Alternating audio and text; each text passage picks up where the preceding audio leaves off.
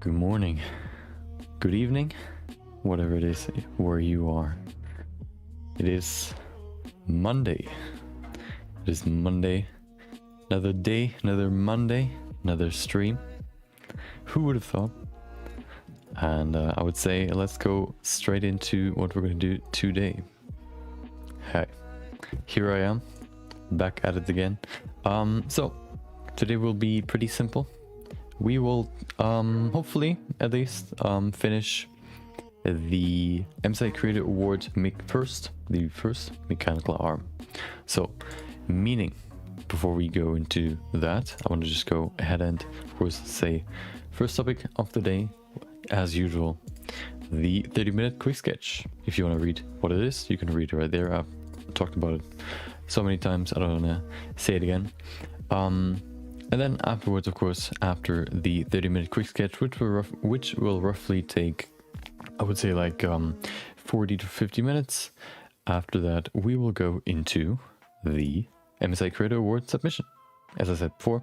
And what we're going to do there is we will we'll go into the mechanical arm that we've been working on for quite a long time now, and we will so last time we've finished the exoskeleton of the hand, basically the stuff that you can see. The hand isn't like fully covered, it's not like a single shape, I guess. You can see through these individual panels, of course, because I wanted to make it appear as if the hand would actually be able to move. So it's made up of multiple panels and all that stuff. So last week on Thursday, we've added stuff like bones underneath, like the upper layer, I guess.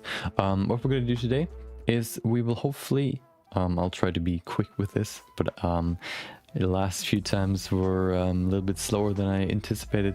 We're going to try to finish the hand and hopefully also the upper arm. There was some stuff missing in the upper arm. The upper arm right now looks pretty boring. So we're going to add some more detail to that. And then we're going to finish, hopefully, the mechanical arm by adding more detail to the inside of the mechanical hand, so that we then can take the first or one side and put it to the other side, basically duplicating it, mirroring, and then yeah, just like putting it into the pose that it needs to be, because it's a different pose. And then we have both arms done. That's how you can save time, and that's what we're gonna do. Once that's done, the only thing that is missing in terms of the model itself is the shoulder. So we have the upper arm that is just halfway done right now, because the one side has less of an upper arm. I guess like half of the upper arm is still there, and the shoulder, the other shoulder and upper arm is completely gone. So that's what we have to add to the side that we're not currently working on, once we've duplicated it to the other side. And then once we have everything done for the mechanical parts, maybe we'll play around with some sort of technique, how we can attach the mechanical parts to the sculpt part, basically. Well, that's gonna be that's gonna happen when we get there. Once we have everything done when it comes to the model, we will go over to texturing, UV unwrapping, maybe even shading and lighting, so that we then at some point have a finished sculpt or project, whatever. Of course, the deadline for this piece is the 31st or the 30th of May, so this month, the end of this month. So it'll be like roughly like 4 weeks more. Hopefully not like the full 4 weeks, because I kind of want to get this done at some point. We've already had like 20 episodes or so of working on this.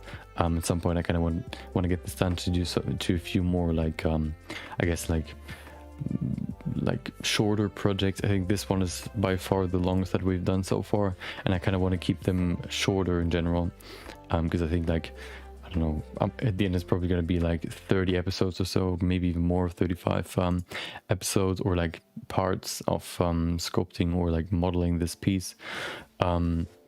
So yeah, I kind of want to get this, keep it to a minimum, these kinds of projects, because I think they can drag on for too long, which then kind of like can get quite boring, especially if we're working on stuff like retopology, for example.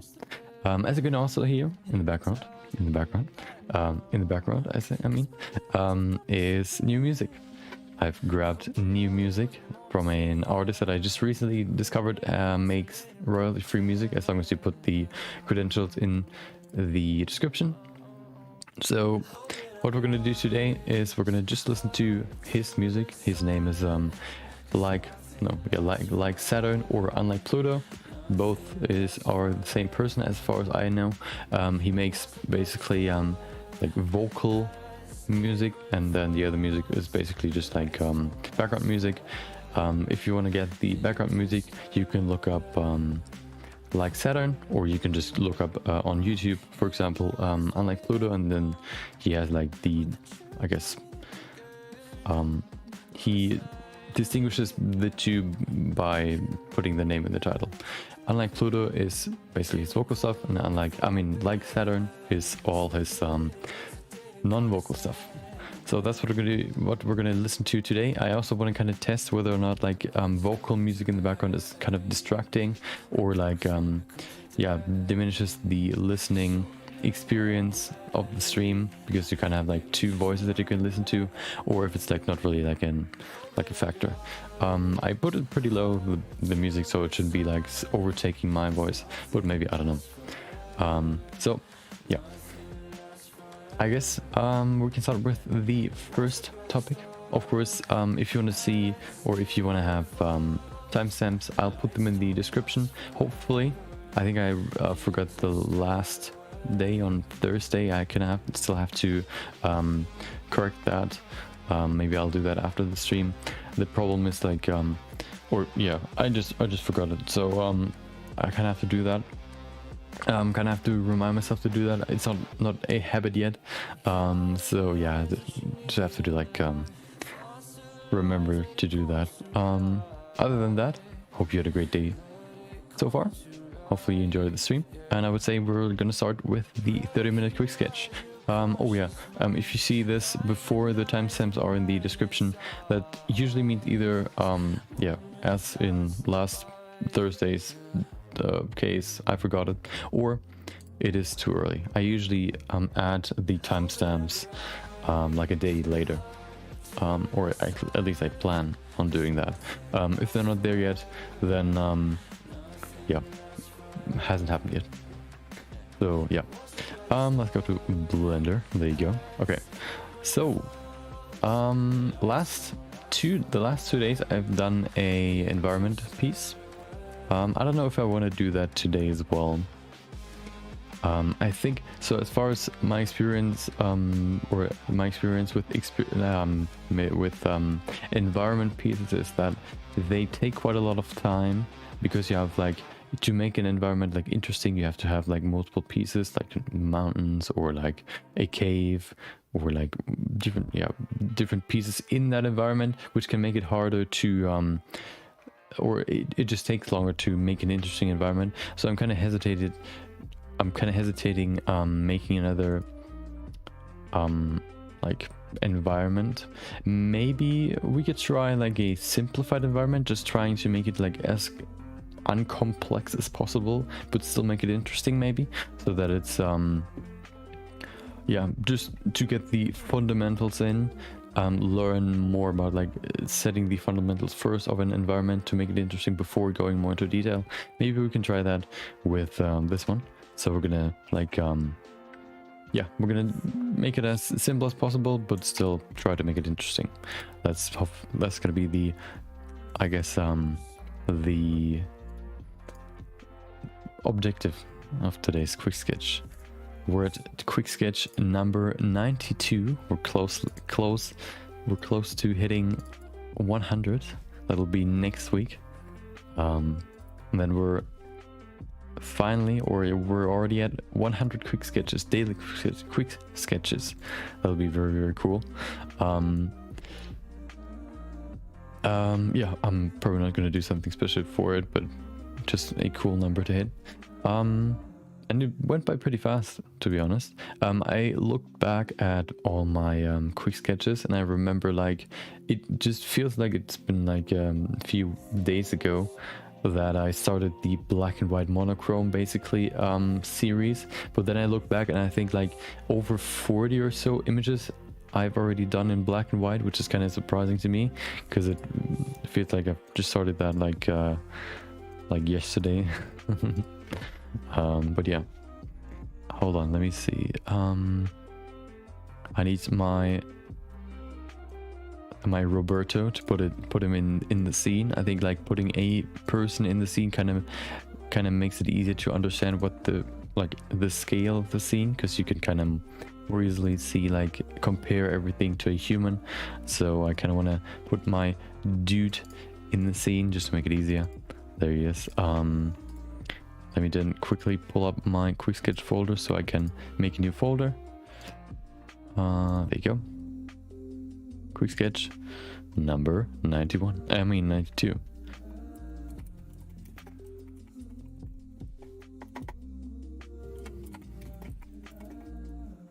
Oh, there you go. Okay. Yeah, perfect. So let me just quickly get some inspiration. I haven't really found, I don't really have like a good idea just yet what I want to do. I have like a very, very rough idea, which is still kind of lacking. I think it's not like it's not fleshed out enough that I can really make a piece out of it. Let me just, although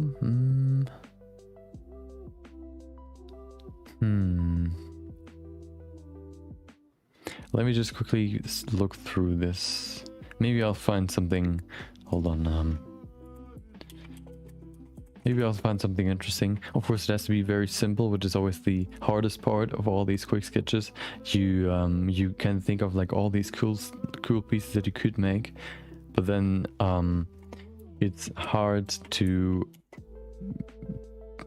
transfer what you have in your head, in your imagination, onto like or like create it actually in like only 30 minutes. So let me quickly see if I can get some good inspiration. Stuff like clouds, for example, you have to make like a cloud shader before you can actually like put in the clouds. So it's kind of hard to do these very, very complex scenes.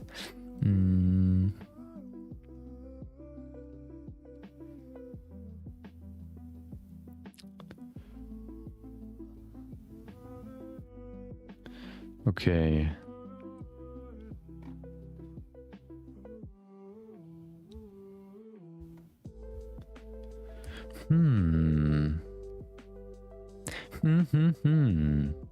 I think I have a rough idea what I could do, and then I guess I'll just YOLO it. What I sometimes do, like I try to just do something, and then like the idea evolves as the more I do, or the more I like add to the scene. So I guess, yeah, that's what we're gonna do with this one as well.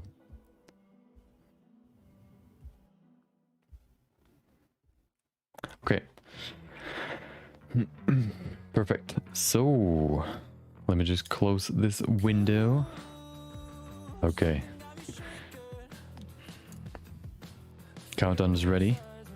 Roberto is ready. Hopefully you are ready. I am ready. So I would say 3, 2. Oh, hold on. Perfect. Okay. So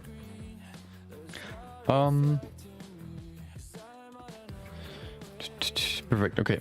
So quick sketch number 92. I'm ready. Hopefully you are as well. 3, 2, 1, go. Okay, let's go. We need Roberto first. I want to just import him right away so I don't have to look him up or like find him later. If I do it now where I know where he is, yeah, I don't have to do it later. Okay, perfect. So let me remove these pieces. Those are unnecessary. Let me just go in here now. And we will rotate them by 180 degrees. Oh, well, that's the wrong direction. Let's try that again. 180 on the z-axis, so he's facing away. Perfect. Yesterday I gave him clothes. I don't think that I'm gonna do the same today. I think that's takes too much time. So what I'm gonna use for today is a pyramid. So we need a cube.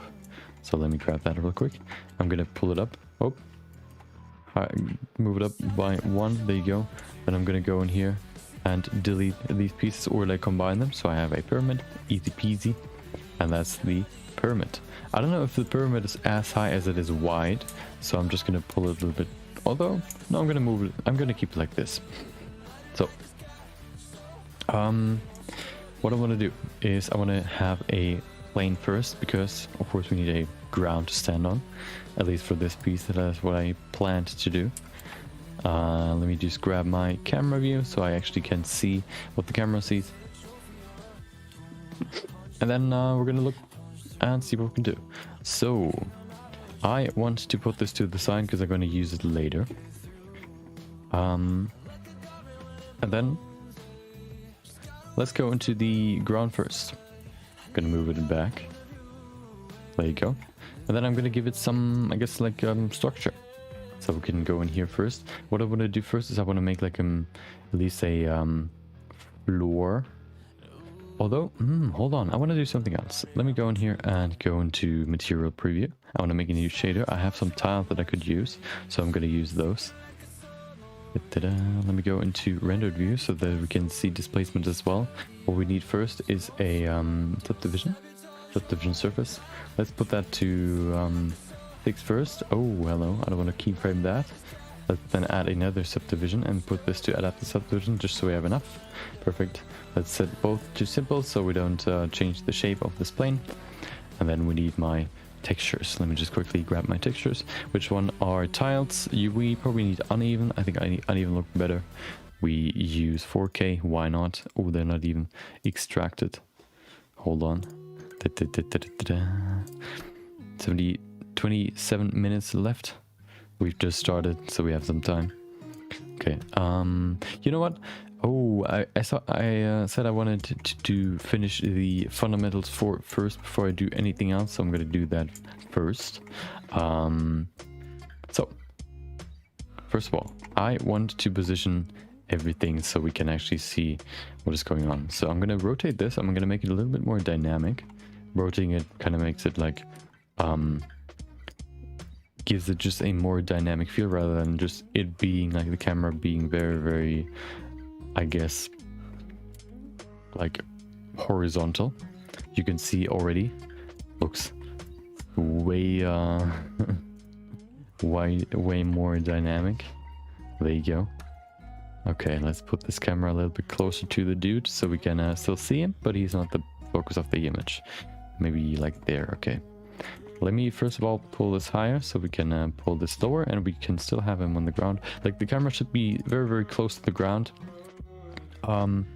because he's gonna look into the sky. We can see some of the sky. I think I'm gonna make it a little bit bigger, so let's put this to 30 maybe. Ooh, that's very, very, very short, but that should be good. Just wanted to yeah, put it more like this. Perfect. Okay, so we have the ground. Now let's add some stuff into the scene. What I want to do first is I want to use this pyramid. I'm gonna put it over here somewhere. That's the pyramid. It's above the middle, or like the Z0 point. Let's put this to there. Perfect. Oh, okay, let's grab the pyramid and make it bigger first. So that's going to be like the main focus of this image. But I want to change something. I want to switch this to the other side. There you go. As you can see now, this pyramid is flying in the air. Okay, so what I discovered, or what I kind of learned, is that if you do environment art in Blender, it's better to make it like 1-to-1 rather than just making it how would you say, like making it like as a miniature, because then yeah, it's just easier to hit the right scale. So let me just quickly go in here and I'm gonna duplicate this with an array modifier. I'm gonna set this to 0 and set it to Y3. Oh, no, let's set it to 2. There you go. Oh, let's set it to 2.5. There you go. Also, I want to set it to negative, so it goes into the negative direction. Who would have thought? I'm gonna make it like very, very long. Then I'm gonna set this to make another array modifier. There you go. Set this to 2.5. Oh, hello. That's the wrong array modifier. There you go. 2.5. Okay. So let me then grab these pyramids, pull them over here. Okay, perfect. Do we need more? I think that would be a cool idea. Just make more to maybe, yeah, we can see them in the background there. So I'm just gonna add more to suggest that they like fill out the whole sky.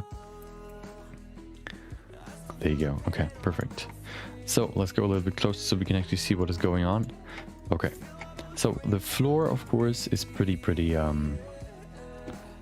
small compared to all these triangles or like pyramids. So I'm going to use the array modifier on that as well. Just set it to maybe fill out the whole thing. Make another array modifier. Set this to negative. Yeah, -1 for y. Oh, okay, well, okay. I don't know why that's going in the other direction, but oh well. There you go. Do we need more? Let's put in one more. There you go. Okay. Oh, yeah, I'm just gonna move it over here as well, because I think you can see kind of the edge on the left side right now. Now he shouldn't, so that's pretty good. Okay. What I'm also gonna do. Oh, let's see if that looks cool. Go in here.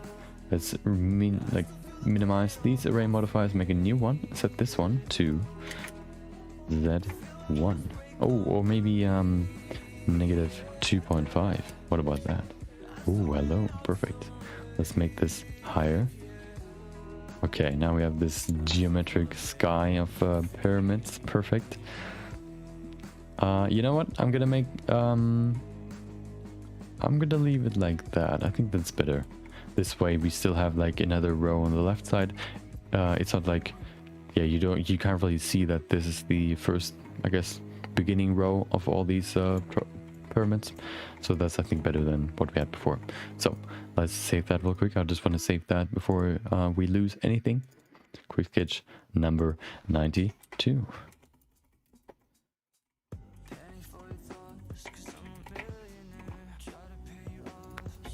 Okay, so yeah, I kind of want to force myself more into doing the fundamentals first before I do anything when it comes to shader and lighting and all that. So that's what I'm doing right now. What I see right now is that I kind of want to have something on the floor that is I guess more interesting. Just like a flat ground looks kind of boring. Also, I kind of want to change the sky, although no, I'm gonna leave it like this for now. So let's change the floor. I think we have like the main parts in the image. Ooh, I think that looks even better. Or does it? No, I'm gonna leave it like that. What I want to change though is I want to go in here and give it a bevel modifier. I think that'll make it a little bit more realistic, maybe. Perfect. Set the segments higher. Maybe to 3. Perfect. That just makes the whole thing a little bit more realistic, because nothing is like perfectly has a perfect edge. So that's why I added the bevel modifier. So okay, we have 20 minutes left, and we've already done quite a lot when it comes to the layout. So what I want to change now is I want to add more Y. Oh, hold on, that's the X-axis. Let's go in here.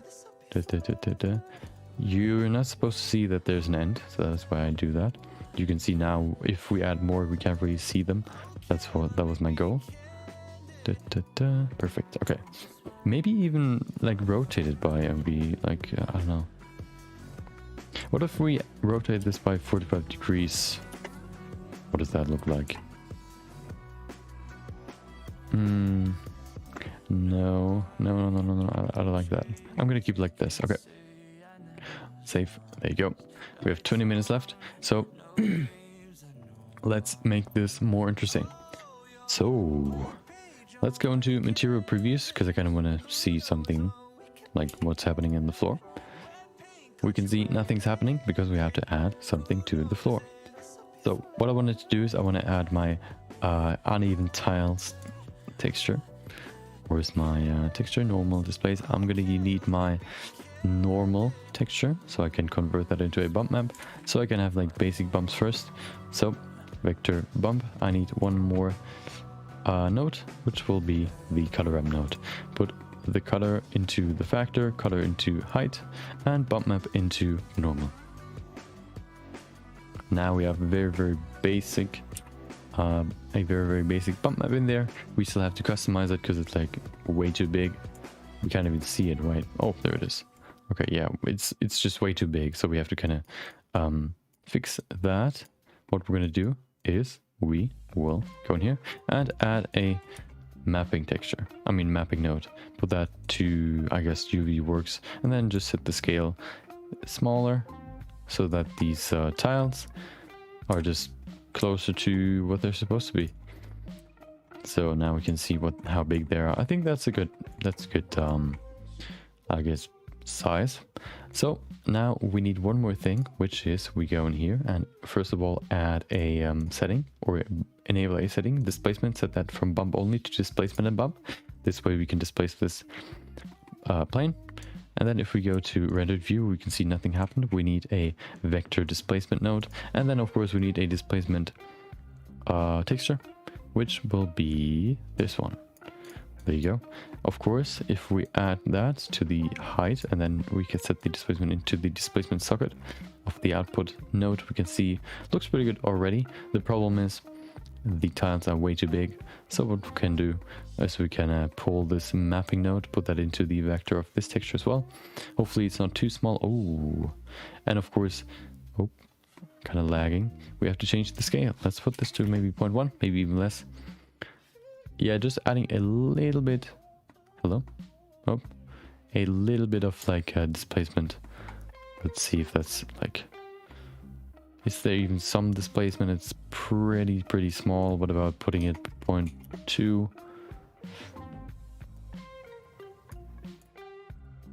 Yeah, I think that looks pretty good. Okay, perfect. So let's put the. We can see though that it's like underneath him now. He's like floating up there. So what we have to change is we have to change the mid level. Let's pull it up. Even higher, even higher. 0.3, even less. 0.1.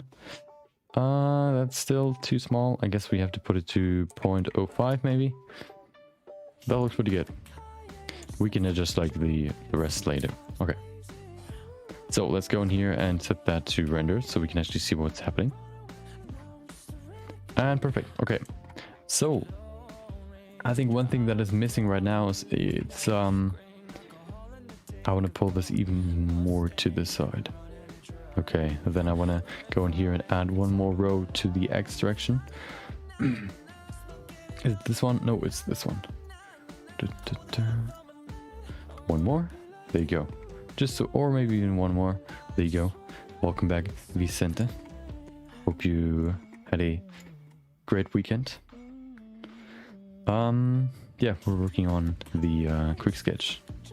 We're currently at the block out process. This is the current status.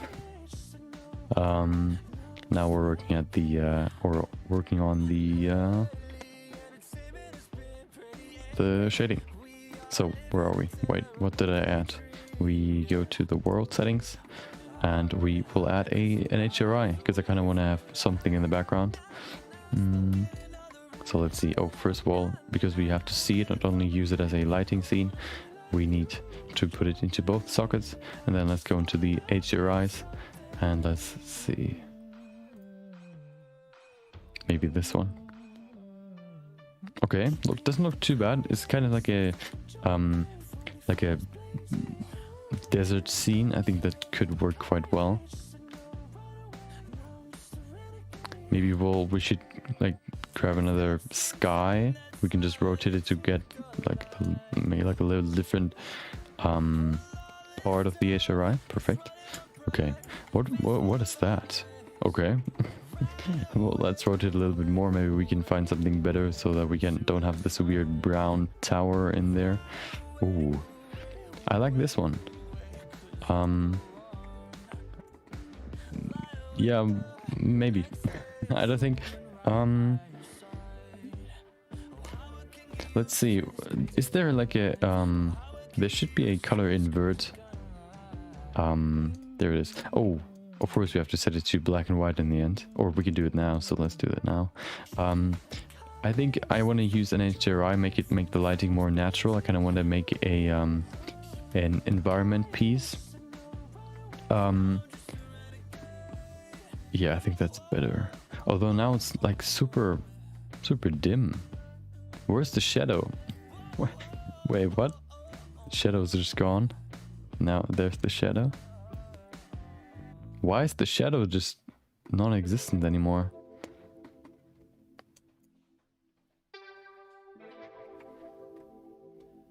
Yeah, if I've made fireflies before, but like I've never animated them, but I've made fireflies before. But I wonder why it's like not. Why it's not. Oh, that looks interesting. Why it's not like keeping the shadow on the ground? That's kind of weird. Well, I guess we have to live with that. Weird. I mean, we could still direct like some of the light on there. What I wanted to do with these pyramids, we have 12 minutes left. I want to make them gold. So let's grab the new material that I've made. Let's call it gold. Also, oh, okay, I think I have a material for gold. Let me see if I can find it real quick. I used that for my recreation of one of my very old projects. So let's see if that is like, if I actually named that material like something gold, or if that's just like a like material 15 or something. Let's see. Where is it? Nope, even earlier. There you go. My recreating old project. There it is. Okay, material. Let's see. Brass. Oh, brass. Could it be brass? Black metal, black string, black wood, gold. No, glass.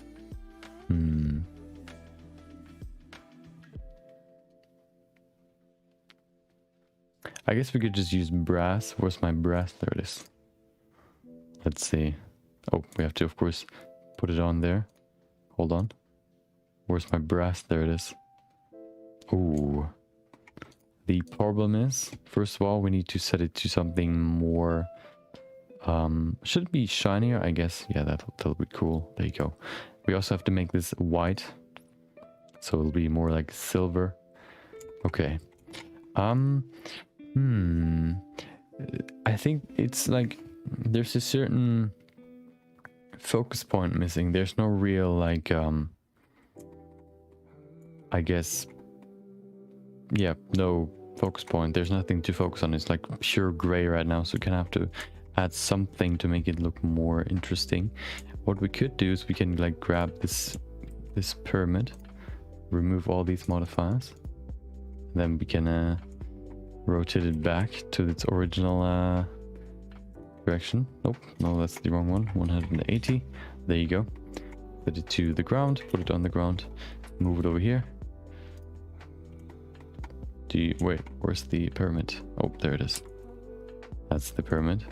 It's too small. Let's make it very big. Okay, so the problem is now we are kind of like these pyramids intersect with the big pyramid. What we could do, let's see if that looks good. What if we just remove parts? So we could go in here and which one is the Y? I think this one. Let's just remove a few rows so that it stops right in front of the pyramid. There you go. And then we can just grab this and duplicate it, move it to the other side, so we still have like some over there as well.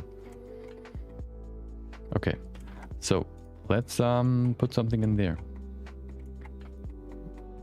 Let's go in here and make the cursor, set that to the pyramid, so we can then just add a cylinder. Nope, not a sphere. We need a cylinder. There you go. The scene is pretty big, so I kind of have to increase my clipping size so that the camera can pick up more from the whole scene. There you go. And then where's my cylinder? It's very, very small because the pyramid is so big. There you go. Make it very, very big as well. Pull it up. Okay, perfect. Okay, I think I want to make it even wider. There you go. Make it even longer so that it fits into the hole, like that it goes all the way up to the end of the image. Maybe even higher, maybe a little bit more, because we have to consider the mobile version as well. 8 minutes, so we can have some more time to experiment with this. Okay, so you know, I'm not quite sure if an HDRI is really like a good idea. I think an HDRI makes everything look very, very like bland, because the lighting is like universal, like everything is just bright. That might work when it's like when there's color included, but I think we can do better without like an HDRI. Let's set this to black first. Ooh, okay. Oh, I have an idea. Oh, no. So what we need is a cube for some atmosphere. Let's go in here and pull this up by 1. The cube is right now in the pyramid. Now we can make it bigger. There you go. That's going to be the atmosphere. We need to make it way, way bigger. There you go. That's the first part. Let's make it even bigger. There you go. Then what I want to do is I'm going to grab this, pull it forward. There you go. Do the same in the other direction. Okay. Maybe make it even wider. There you go. So now let's switch this to, we have 7 minutes, 7.5 minutes. Perfect. Okay. So we want to make this a atmosphere, which means we'll just add a principled volume in there. Set this volume into the volume socket, make it white. Oh. And we set the density to something a little bit less, maybe 0.01 even. It's quite a far distance all the way up to the pyramid, so the longer the way, of course, the more stuff is in the way, or in the air when you have like a what is it, volume node in there. And then we need some lighting. What I want to use for my lighting is a point light. Where's my point light? There it is. Pull it all the way back here, and of course it needs to be very, very bright because the scene is so big. So we have to make this, I guess let's call it like times 10 first. Okay, that's of course not a lot so far. Times 10. Still not a lot. Even more. Times 10. Okay. Wait. Do we still need more? Okay, that's still pretty dim. Okay. Even more. We need more. Oh, it's getting there. It's starting to show. At least it's, oh. Times, oh, not plus 10. Hold on. Oh, okay, 1 million. Hold on, we need more. Times 10. Oh, okay, let's do it more. Let's do times 10. 5 minutes. Oh, now it's starting to show. Oh, hold on. Times 10. Oh, hello. 1 giga. Whatever. What? Oh, okay. It's very, very noisy. I think that is because it's so dense. But we still need more light. Right now, what I also want to change is maybe like the direction. Okay. Let's see. So now we can at least see the foreground with the dude. It's still pretty like it looks pretty crazy. Hold on. What if we pull this down here?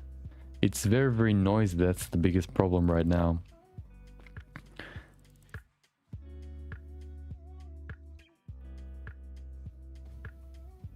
Oh.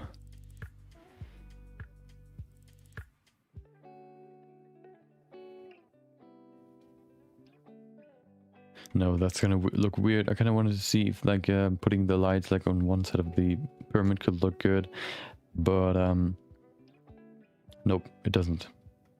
I think we have to make this like cube even bigger. So let's do that real quick. Zip.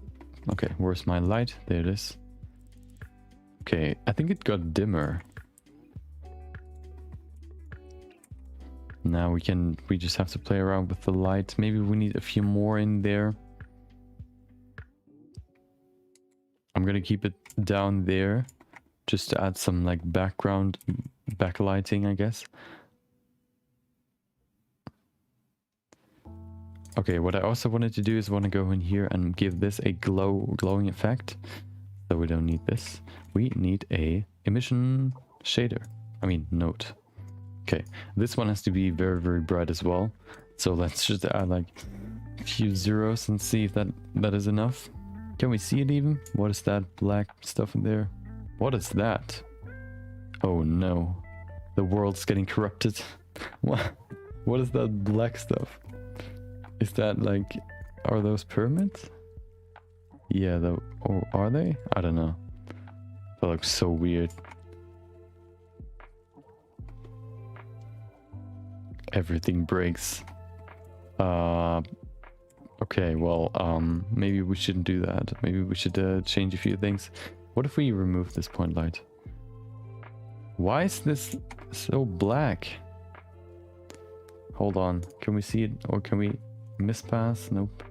Oh, wait, how long is this? Let's see. Yeah, I don't know what it is, because the light is coming from this beam that is right in the center. So why is there like this pure black? Which, how long is this? Oh. Oh, okay, hold on. That is 1000, like a kilometer right now. So we have to set this 1183, let's just say. Okay. Start up 500 meters, maybe, yeah, 500 sounds good. Or let's set it to 600. Oh. There you go. Ambient occlusion, volume surface preview. Ray visibility, everything's on. Sampling, okay. 2 minutes, oh no. Okay, hold on. Where's my thingy? Can we even see that? That is so weird. I don't even know what is going on. Why, maybe we just have to reload. No, it's still there. Oh no. What if we hide this? Now, what? So, okay. Okay, I guess that's the box then. Aha. Yeah, I guess we don't need that much space in the back if we use this as lighting. I think we need to make this even higher. Oh, okay, well, like this maybe? Nope, that's still too bright. Okay, well, that's not gonna, oh no. Hold on. Maybe we should reduce the density even more. 1. Oh, okay. At least we can see the beam now. Okay. Looks pretty looks pretty bright, but maybe we can work with this. Hold on. So what if we go in here and I give this a very wait. Oh, of course. Let's go in here and make a new material just for this pyramid in the center. Let's make this very rough, which doesn't really do much, I guess. We can make it black maybe. Doesn't really do much either. You know what happens if I do this? Doesn't even change much. Now I basically removed all light reflectivity, which is basically like a black hole. What I'm going to do now as the last step is I will change him, give him like at least some sort of pose, I guess. 18 seconds isn't really that much to do like something interesting, but I guess we can just like do this. Okay. You know, it's so noisy that you can't even see really what is happening. But yeah, let's see what it looks like in the render. So let me just quickly check if everything's all right here. Viewport level. Oh wait.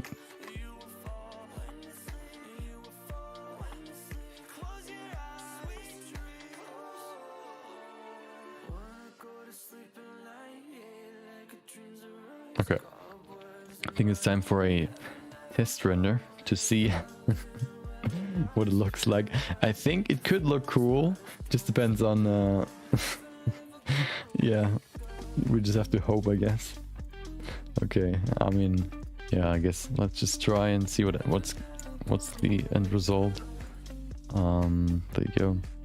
That's why I said like environments are hard to do in 30 minutes, because you usually kind of have to fine-tune some stuff. You first have to make a big layout, which can take a while. I also didn't really have like a good idea what I wanted to do. I think yesterday's was a little bit easier, just because it's like yeah, I had an idea what I wanted to do. For this one it was more like yeah, well, I start with something and then maybe I have an idea what I want to do. Okay, it goes pretty fast actually, so that is good. It's pretty bright.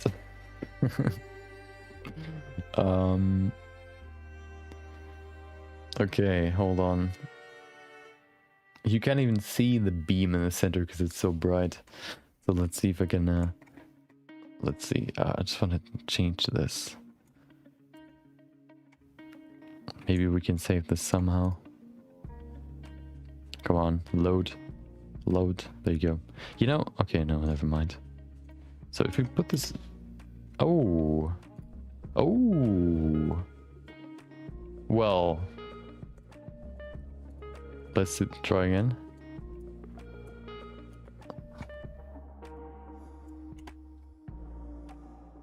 Loading. This might have been the difference. Well, wait, what? Why is it so bright again? Did I... Oh, I know why. The point isn't disabled, or like the point light wasn't disabled in the render. Now.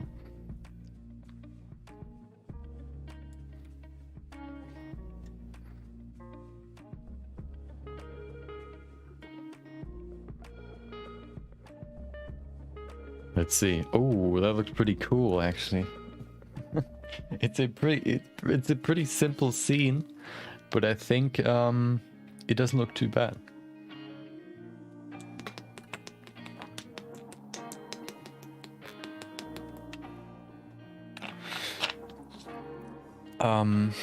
Yeah, I guess what we could have added would probably been like a structure to the main pyramid, but other than that, I think that looks pretty good. Of course, it's very noisy and super blurry right now. That is just because the render sampling is so low. It rendered pretty fast, so we can probably go a little bit higher with this one, or like the usual like sampling rate of 256 shouldn't be a problem. Shouldn't take like 20 minutes or so. So let's see. Yeah, I mean, I guess you could make like an environment design in 30 minutes. If I would have had like a better idea, I guess it could have been even faster. But yeah, I think that this wouldn't have been possible if I would have like went in there and like made some simple, or like made some fine tuning, or like made some shaders first for the pyramids, and then I went ahead and like added more stuff. I think adding, especially for environments, adding like the base structures first, like all the models, like for example if you want to make like a castle, first adding the whole castle before you like add some material, for example, is probably, yeah, it's the best way to go. And this actually is pretty fast, so we could maybe even add more, right? Like it took only like a minute, so let's add a few more samples. What about 512? This should take like 3 minutes or so. Let's see. Okay, yep. And also you might hear it already in the background, some vocals. I kind of wanted to see if music with vocals in them is distracting or not. I was kind of, yeah, I wasn't sure if that's the case, so I just wanted to try it. And yeah, I just have to look back or like watch the VOD in the end to see if it's like distracting. It might be distracting when I like talk, but when I just like concentrate for a bit, maybe that might be actually better than just listening to some non-vocal background music. I don't know, just have to revisit it when it's done. Okay, this takes, oh yeah, perfect, 3 minutes. Perfect. And also, as I said, last week, I now have a standing desk as well, so we'll probably switch when we go over to the next topic. Maybe I'll even switch while the quick sketch or the compilation is running. Maybe, most likely. So I can not only stand but also sit while working, which is a very, very like cool thing to do. I really like it because it's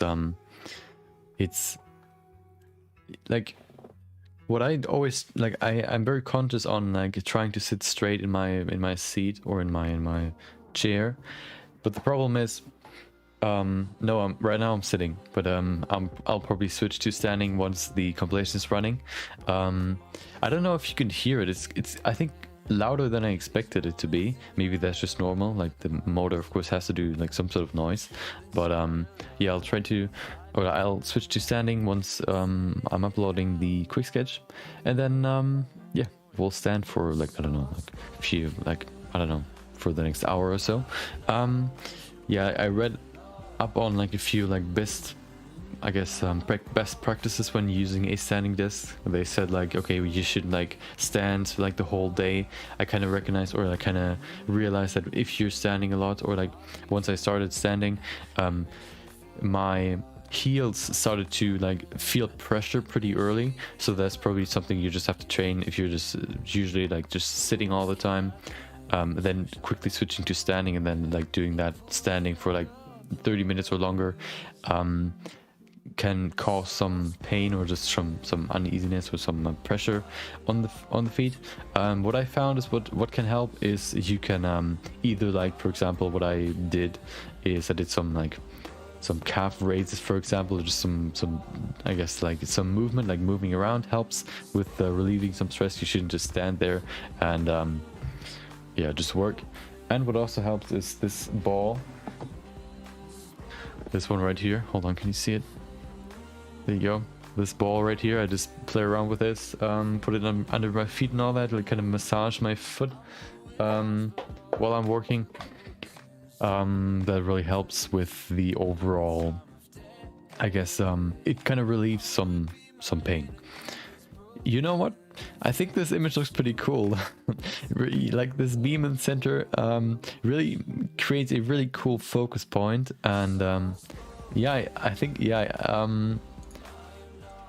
I could stand on the ball, but of course I can't stand on it with both feet. I could like stand on one feet and then on the ball, but I think that wouldn't like be very like wouldn't be like big difference compared to just standing on the floor. I would like, the good thing is I don't stand on the floor like on the hard surface. I actually have like a carpet underneath my chair, and also like when I stand on the carpet, so it's like not like super hard, but it's yeah, it's still you feel some pressure at some point, or at least I.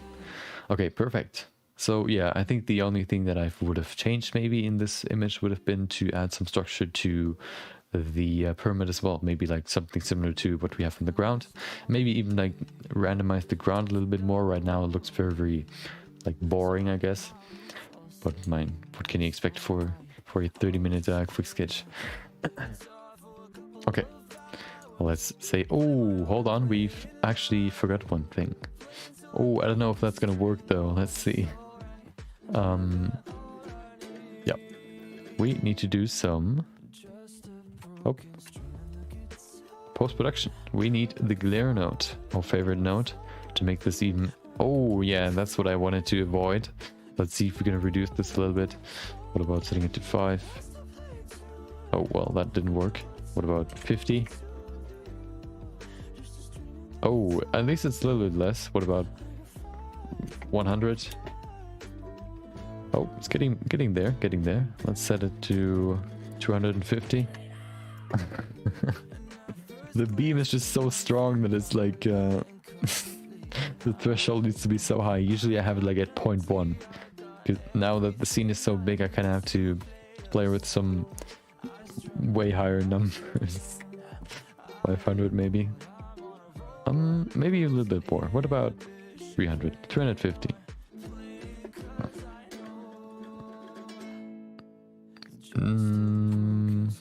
Let's say 400. 400 should be good. Okay. Perfect. Okay. Let's save the file. Let's save the image. And then we can go into Photoshop, do the final touches. And then we're done with the quick sketch. Today the plan is to finish the first mechanical arm so that we can then duplicate it to the other side. And then hopefully finish the other side maybe in this week. For the next, or for the other side, we have to add a shoulder as well. So that'll take some time. But yeah, I'll plan on finishing the model itself. Yeah, I guess at least the arms this week. So that we can then have enough time for shading, lighting, and all the other stuff. I still have to do retopology for all the other pieces, like the sculpts that I still have, the cloth, for example, the body that I still have to do. I haven't done that yet, but I'll plan on doing that off stream because it's like such a boring thing to do. I think I've tortured you enough with retopology. Okay, quick sketch day 92.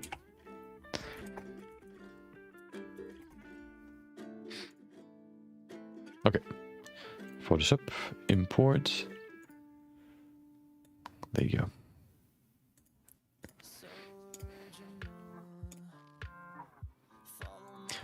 Yeah, you know, yeah, I guess I think you said before that you usually like work while I guess having my stream on, or like just listen to me. So that it's like it's for you, or if you're just listening, it's not like a big difference. But I think like if I look back at the past, I guess, month or so while we're working on this, I kind of want to do more of these smaller I guess smaller projects, like for example recreating Twitch emotes in 3D, because those are more, I guess, it's similar to starting or watching Lord of the Rings.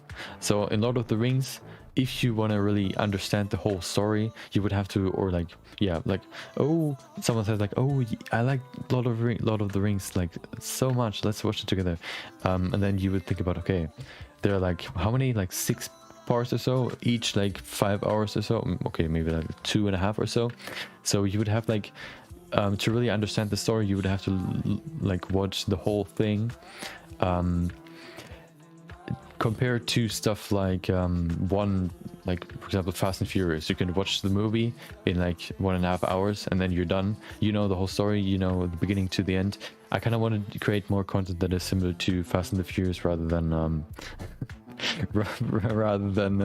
Lord of the Rings, which is like, it's more digestible rather than like doing like 35 parts and streams, like creating a whole piece. I think that is I kind of want to keep this like on the rare side of projects. Like I want to do more yeah, digestible stuff. I think that's also more interesting to look at rather than like, oh, we're gonna do the same project today, but we're gonna work some more in the arms. I just wanted to do this project because I kind of wanted to challenge myself and see how like I don't do that many projects where I try to challenge myself in terms of making it as good as possible. I think I've only done like 2 or 3 projects so far that had that challenge in mind, or that was the main goal. And I kind of want to do them. Oh, he's actually floating. Whatever. I kind of want to keep those pretty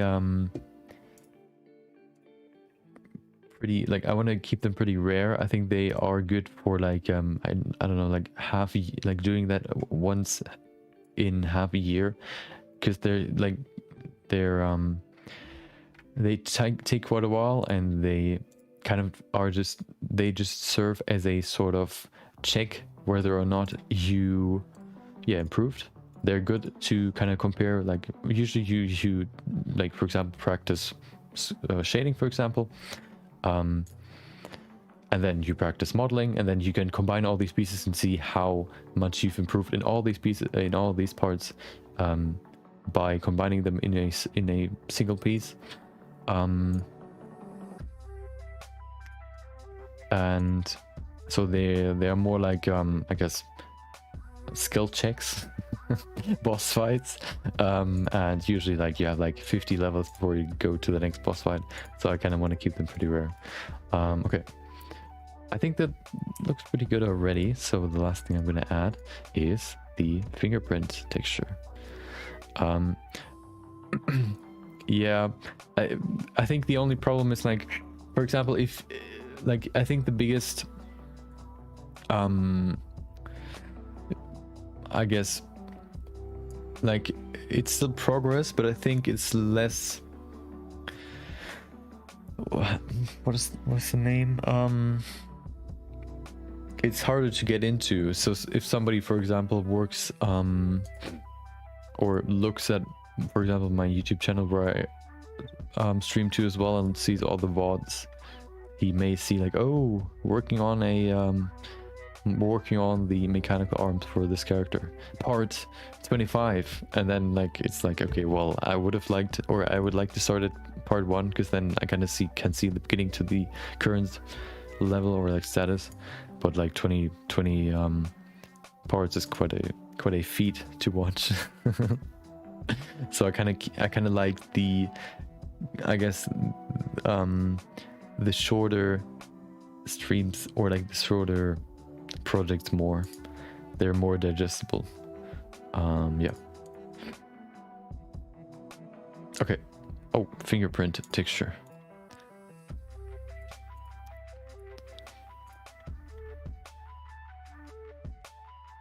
There it is. Fingerprints.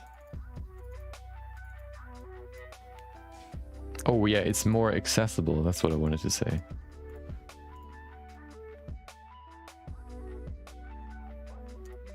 Oh, this looks already pretty good. I don't think I need to change the size for this one. Although, no, I kind of like it like that. It looks kind of like a sandstorm, like some sand being thrown into the air. Maybe we can move it over a little bit, because this is quite dirty. There you go. That's better. Okay, perfect. So this actually looks better than I expected.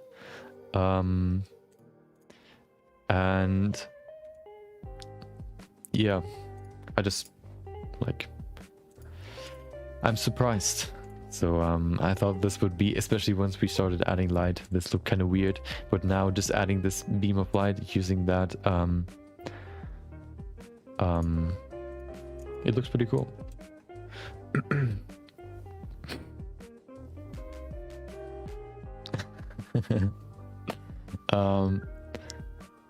Yeah, I mean, yeah, I think you've joined just when I started the project. I think when I started working on the mechanical arms. So you've been here for quite a while now.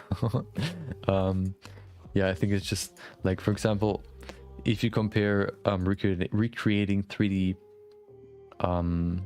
like twitchy modes in 3D, or like creating a likeness sculpt in one single stream, I think that is just a more accessible content to watch, rather than like, oh, like I've explained it before, I don't want to explain it again.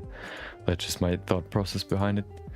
There's probably like there are probably people that like to, like, that's why I do this project, even, like, not only to challenge myself, but also because I want to kind of record, or like, yeah, basically record my whole process, my current whole process of creating a full character, so that then if somebody like asks me, hey, how did you make this character, I can then like lead them to this playlist on YouTube with all the streams, and then if they want to see a certain part of it, then I can go in there and like watch it.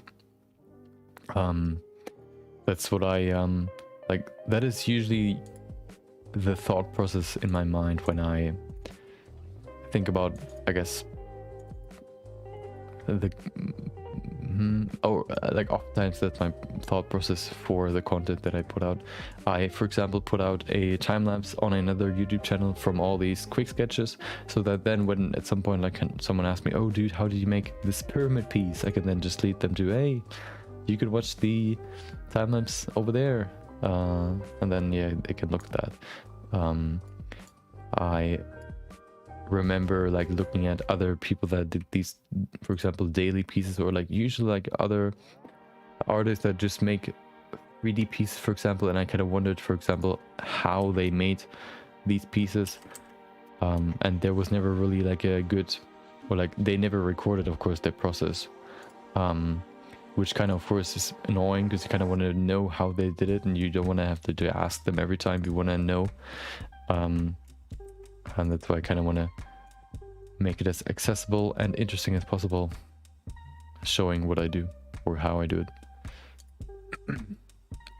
Not only to someone that is like knowledgeable in 3D, but also to someone that is like a layman.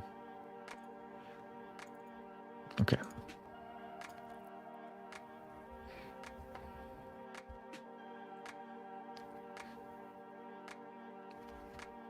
Perfect. Let's switch back to Blender real quick. Let's open the project, the monster project. Okay. Oh, we were at what was it? For the first, I don't know, like 10 minutes or like maybe even 20 minutes, we were at like 0.6 drop frames. Now we're up to 4, but maybe at least it's better than maybe better than 10 even. And definitely better than 50. Hopefully it stays at 4. I think 4 is quite acceptable. 4 in every 100 frames, I think, isn't too bad. Although I don't know what, like, yeah, I don't want to ramble too much. I want to finish the mechanical arm. So let me just quickly open the MSI CA submission. There you go. Version 4A, current. Oh, also I finished a screw head, so I kind of wanted to do a few more modules so we can add those to the head. Yesterday, no, on Thursday I created a screw head, basically like a different style of 3D hard surface modeling, which was kind of insightful on how you could create these pieces. I think this is still like improvable, but I think it was a good insight on how you can create these hard surface pieces. Good thing is now I can just grab this, like for example, just go in here. Although, oh well, I don't want to do it now. I could, for example, pull this piece out so that the gap in the center is even bigger. But yeah, we're gonna probably add a few more, like create a few more modules so that we then can add those to the hand. Yeah, but before we do that, I'm gonna upload my image, my daily image. I think yesterday's environment looked pretty cool. Of course, it took a little bit longer than just 30 minutes, but yesterday's I really liked.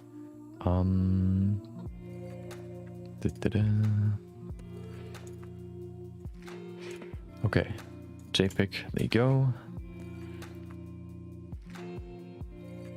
Wait, oh, wrong cable.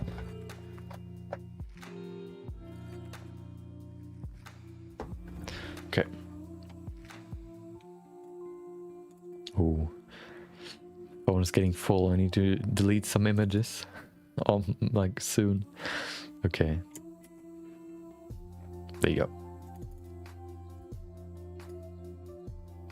I've been doing these black and white images for quite a long time, but they're still not getting boring or something. Like, I'm still not sick of them. I don't want to go back to colors. Another whole nother like field of expertise that I don't want to delve in just yet. So yeah, I'm gonna upload my image. While that is happening, I'll play my compilation, and then once that's done, we'll go over and work on some more on this piece. So I'll see you in 3 minutes roughly. Until then, enjoy.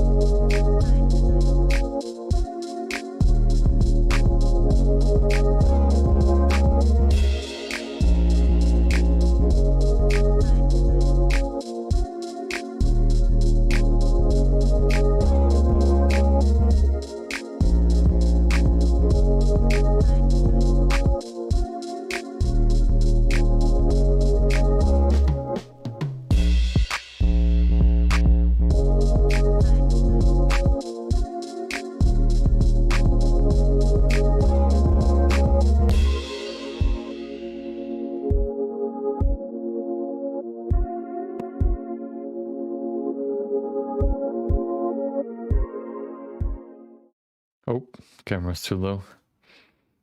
There you go. Now you're even lower than before. Okay, perfect. We need some music. Too quiet. There you go. Okay, so what I want to try for these modular pieces is I want to create some modules. So modular, I guess a modular workflow means that you create some smaller modules first, and then you can use these smaller pieces to create bigger pieces. So for example, for a house, if you want to make multiple different houses, for example like old wood houses, you would make like different logs and different lengths, and then you can combine these in all different ways to create different houses that look all different by just using these different modules. So okay, let me just quickly note the timestamp so I can copy that tomorrow into the timestamps.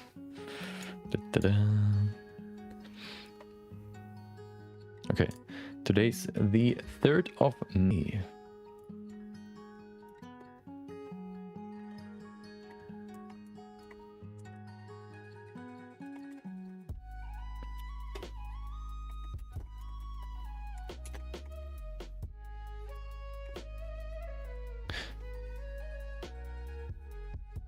Okay, never mind. I forgot that I changed my setup, so that doesn't work anymore. Okay, well, never mind then. Let's start with some more modules.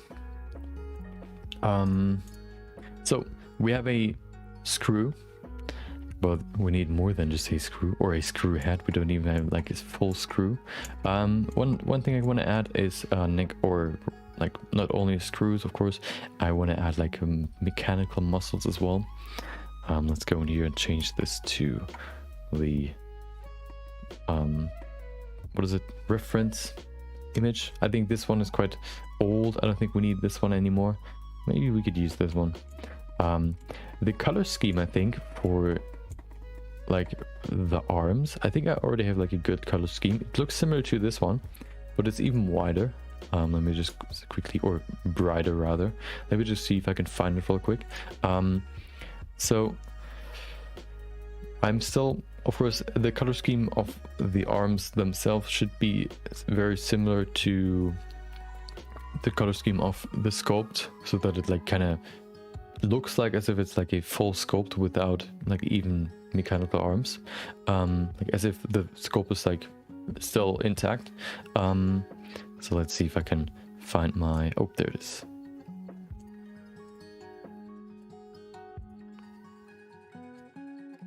Okay, so just let me quickly open up. There you go. Okay, so you can see right here, that's my color scheme that I want to go for. This maybe I'll make this white a little bit yellowish, just to make it closer, like to keep it closer to a natural sculpture, I guess, white. And then yeah, we're gonna make this rose gold. Gonna add that in there as well. Maybe we're gonna make the bones rose, or we're gonna add some details to yeah, create a color scheme of white and gold. I think that is a cool and fitting color scheme for the piece. We have some more pieces in here, or like some more shots, but yeah, we're not looking at the model itself, we're looking at the color scheme. That is probably the color scheme that I'm going to go for. So let's go back to Blender.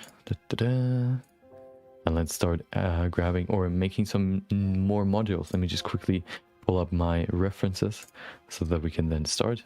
And then, yeah, let's not waste any time. Okay. I've grabbed a few more references over the weekend, so let me just quickly pull those or put those into my reference sheet, and then we can start.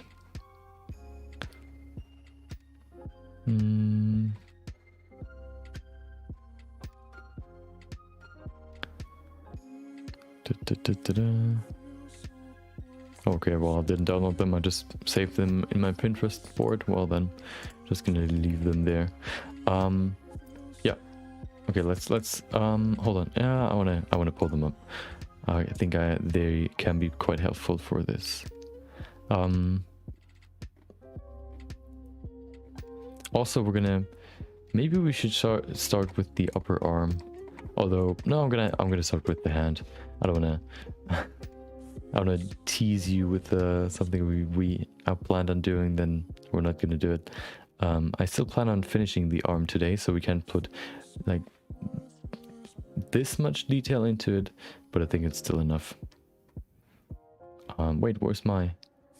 Oh no, did I save it somewhere else? Where did I save it? Not there, right? Nope. Wait, did I even save it? Oh no. I think I didn't. Wait, what? Okay, well, too bad.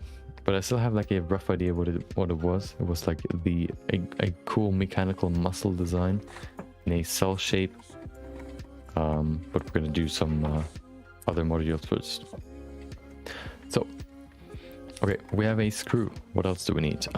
Maybe a bolt. So basically just a screw without these gaps in between. So we can just grab a cylinder. Nope, not a cylinder. We need a UV sphere. We can just make this, like split this UV sphere in half, and then we basically have a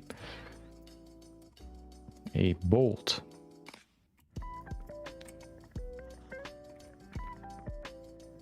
There you go.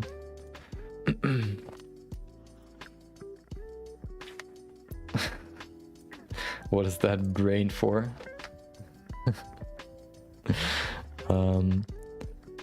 Okay. Oh, You know, usually I have a usually on Fridays I have like my free day, if you want to call it that, like my chill day, where I just like play a game just to relax, and then on Saturday, Sunday I do some more, I guess, like, I don't want to call it work, like I'll create some more content, let's say, or at least think about it or plan. And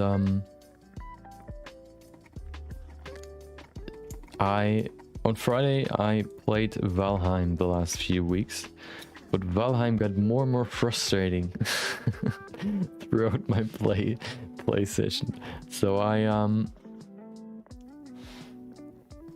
don't know if you know Valheim, maybe. Valheim is a game, a open world survival game similar to Terraria, but in 3D, where you roam the lands and create your base and like collect like resources to create better, or like you start with the wood, then you could go you just improve your gear more and more to find better and better and stronger bosses.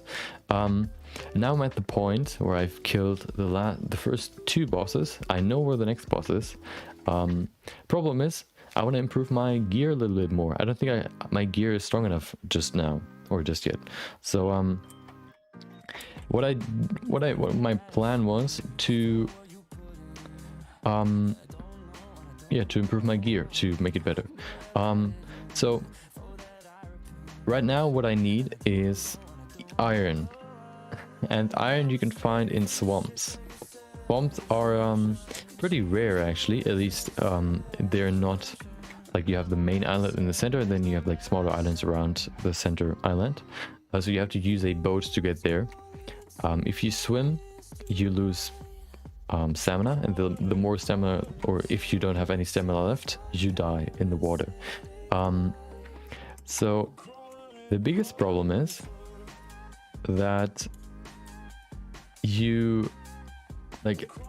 I try to find more swamps. I've already found like 2, and in swamps you can find these dungeons, which you can open up with the key that you find from the second boss. And the problem is, once you go into that dungeon, what you can find in there is, of course, a few chests which don't contain like that, like not really like super interesting items. The most interesting part in there is basically the mud that blocks off all the corridors. If you break that mud with a pickaxe, you get iron chunks. You can smelt these iron chunks into like iron bars, and then you can create like iron armor and iron gear and all that. I already have like a full iron set. The problem is I want to improve it as well, like refine it or like make it stronger. So I need even more iron. There's not enough iron in one of those dungeons to fully upgrade all of it, like all my gear. So what I need to do is I need to find like more swamps. So what I have to do is I grab my boat and just like swim somewhere or sail somewhere to find another swamp to basically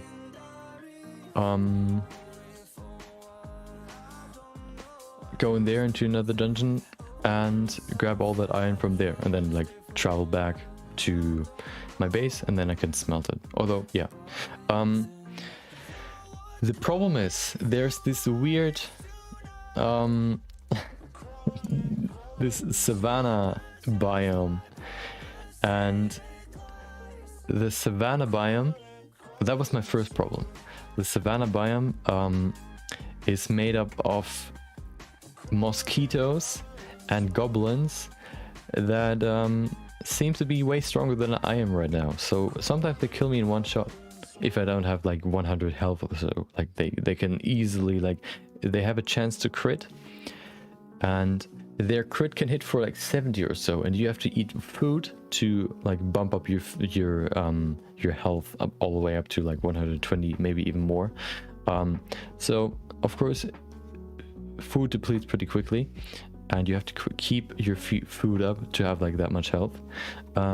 So sometimes I forget it, and then like just a random mosquito comes like out of nowhere. Like they're super fast, and if they like, it's basically like a tennis ball. If you don't block the tennis ball by hitting them with your weapon before they even get close to you, then they hit you and like can hit you for like 70 crit. And there are like even like multiple of them in one spot oftentimes. So what happens is I went to and I just roamed the seas and looked for like new islands to discover or like new swamps. I arrived at a shore of a savanna biome, and then there were like 4 mosquitoes or so, which instantly killed me. So I had to go back to that spot. But the problem, of course, is with that armor, I maybe survived like 3 hits or so with the armor I had. With the armor I still, like the previous armor I had, I can tank even less. So my first strat was to go in there with another boat that I had to craft, go back there and basically rush to my items and then try to sail away, like try to flee. The problem is they're like so fast that when I got there I instantly died. So I lost my first armor, then I went back there. Oh, and of course my boat as well. I went back there, and like going there even takes like 5 minutes or so. I go back there, lose that armor as well, so then I have no armor left, or I think I had like another tier of armor, like leather armor, but then after that I had no armor left. So I just went there, died, went there, died, and then at some point I had like nothing left. Then after like the next day I kind of decided to do another strat. You can create portals to like, of course, go somewhere really quick. So my next idea was basically to go somewhere further away on the same island and like put a portal down, which worked quite well. And then I got my stuff back. Then like an hour later or so, I decided, okay, well, and now I've recovered all my items. Let's go and find another find another swamp. I was swimming around, or like sailing around, trying to look for a new swamp. I actually found a swamp, which is actually pretty close to my home, but you still had to sail, of course. You kind of like just swim through the sea and then like arrive at another island. You would die. So I arrived at that new swamp. I jumped off my boat, and there are these leeches in the water, and leeches can only be in the water, so you're safe on land, but they still try to destroy your boat. So you kind of have to like kill them before they break your boat. They don't do that much damage, but if you like stay there for like 30 minutes or so, I'm sure like they can destroy your boat, and then like you're stranded there and you have to make another one, which is quite a hassle. So I just try to kill them. The problem is if they hit you, they can they don't do that much damage, but they poison you, and the poison stays for like 20 seconds or so. I forgot to eat my food, so I had like 20 health. I tried to hit them, like they're very low. Of course, if you go into the water is very shallow in the beginning, or at the shore. So I try to hit them, like I swing, I miss. They like 2 or 3 of them were in the same spot. They hit all 3 of them hit me. I have like 3 health left, and then I die of poison. So I died there. Have to do the same thing again. Then I quit, and that is yeah, I don't know. Maybe I'm just too dumb, but right now Valheim is very frustrating. So I opted to playing another game this weekend, which is Dark Souls. I went back to playing Dark Souls, and right now it's pretty fun. So yeah, maybe I'll probably go back at some point, but right now I enjoy Dark Souls too much. Hopefully at some point this sort of frustration, I guess, goes away. It's just so annoying to like, you know, you have to go to another island to get new stuff, But the problem is,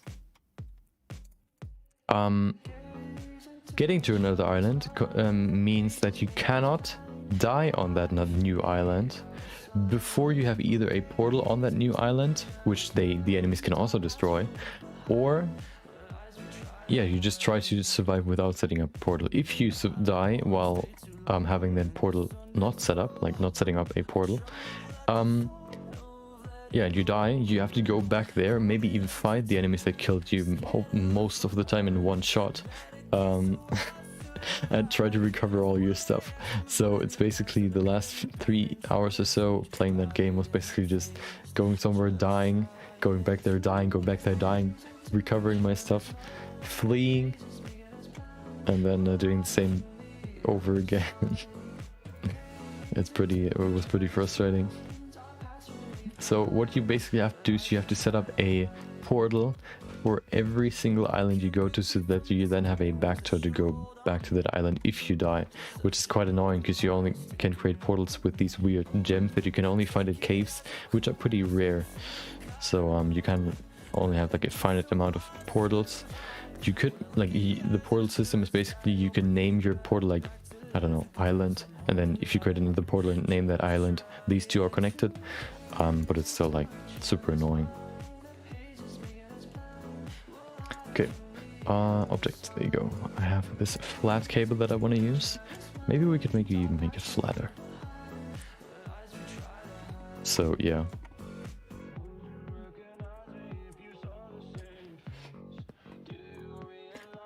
I also played Dark Souls, what is it? Dark Souls 1 before. I've never played Dark Souls 3. I mean 2. Right now I'm playing Dark Souls 3. And I think what I want to do, my strat, is to make like a weird build. What I did for my for like Dark Souls 1 is what I basically made like a meta build, I guess, or like the one that I felt most comfortable with. Using a spear, basically keeping the enemies at like at a distance all the time, because if you hit them, like, they get pushed back a little bit, so that you only have like always have like the upper hand on them, which was pretty simple actually, to play through the whole game with that. But I think what I want to do with the new one, like Dark Souls 3, is I want to go for this skill that improves like special weapons, and I only want to like use special weapons. I think whips you can use with that, or you can improve your skills with the whips. You can also use what I use right now is a katana that you can get in the first level. I just upgraded that multiple times, so now that's the best weapon that I can have right now. And then I also, yeah, let's see what other weapons I could find. I also my plan is to, like, every NPC I find, I kind of decide whether or not I want to kill them or not. If they like are snippy or like just annoy me, I'll kill them. That's what I did with one of the NPCs that I found. They just mocked me basically, and I killed them and got their weapon that I'm not going to use. But anyway, and yeah, so I want to play like Dark Souls a little bit, I guess, off meta, to make it a little bit more interesting.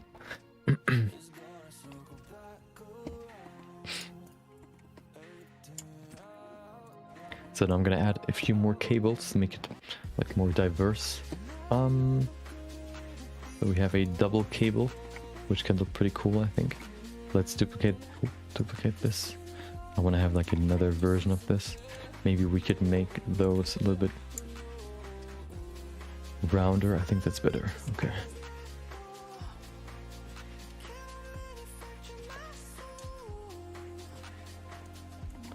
Yeah. So I'll go a little bit off meta with this playthrough. It wasn't too hard just yet. I think if you play Dark Souls, like, usually what Dark Souls does, as far as I see it, or as far as I experienced it so far, is of course it is fairly like on a set path on where you can go. But then at some point they sprinkle in like a boss that is like so overpowered, or like so much stronger than you. So you kind of like just skip them and like go back to them at some point. a lot of them are actually like optional as well. So I think if you play Dark Souls in the way they like, if you kill all the bosses in the way or in the order they're supposed to be killed, I think Dark Souls isn't like that hard. Of course, I'm only in the beginning, but judging from the first part, or the first entry in the series, Dark Souls 1, I think yeah, it's pretty manageable. Wait, where's my circle? Oh, there it is. Wait. There you go. That's also why I kind of wanted to go a little bit off meta. Yeah. I remember, like, of course, Dark Souls is kind of similar to Monster Hunter, in the sense that your main playstyle is trying to predict the attacks of the enemy and then trying to utilize your invincibility frames or in your dodge animation to basically dodge every attack, which works quite well once you know all their attacks and all their rhythms basically. What they usually do is to make it a little bit more complex is they kind of change the pace of every attack. So for example, like on one of the attacks he kind of winds up more, like it takes like half a second longer to swing. On the others, like they swing immediately, so that's what makes it harder. But in Monster Hunter, a 3DS version, or like a 3DS part of Monster Hunter, I think it was Monster Hunter Generations, they introduced art style, or no, hunting styles, which means you had multiple styles that you could use. You had a berserk basically hunting style. I think you had like a jumpy hunting style where you can mount monsters by jumping on them, like hitting them, and then there was a evasion hunting style, and that was so OP because basically what that style would do is it would utilize the invisibility frames of every dodge attack, so that they were even easier to use. And the more you do it, the more you charge your special ability, which then does even more damage. And once you like learn all the attacks from an enemy or from a mob, it was pretty easy to trigger the invincibility frames every time. So that basically made every enemy like so much easier. Yeah, but that's why I think like for these 3D real-time fighting games, I think it's necessary to have invincibility frames. But yeah, I don't know, it's also like makes the fight easier, just because you don't have to you not necessarily have to dodge the attack or like anticipate the attack. You just have to time your dodge perfectly, which can be quite easy for some bosses. But I think Dark Souls has a good, I guess, boss design, in the sense that every boss of course has their own attacks, and also not all the attacks have the same pace, which makes it a little bit harder. For example, why I even use this katana is the enemy that gives you the katana is basically after you fight your first, I guess, like real boss, there's like this side alley that you can go to, where there's just like a dude with his katana chilling, and once you approach him, he finds you, of course. He's hostile, and he tries to kill you, and hold on, what did I do? Wait, what? Something's wrong. Why is this? Wait, isn't this? Wait, what? Oh, I know why.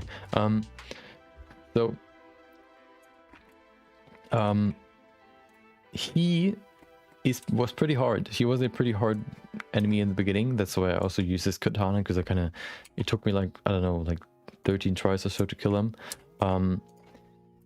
And like, I don't want to waste the loot that he gave me, so I just use his katana now. And he was actually pretty hard, just because he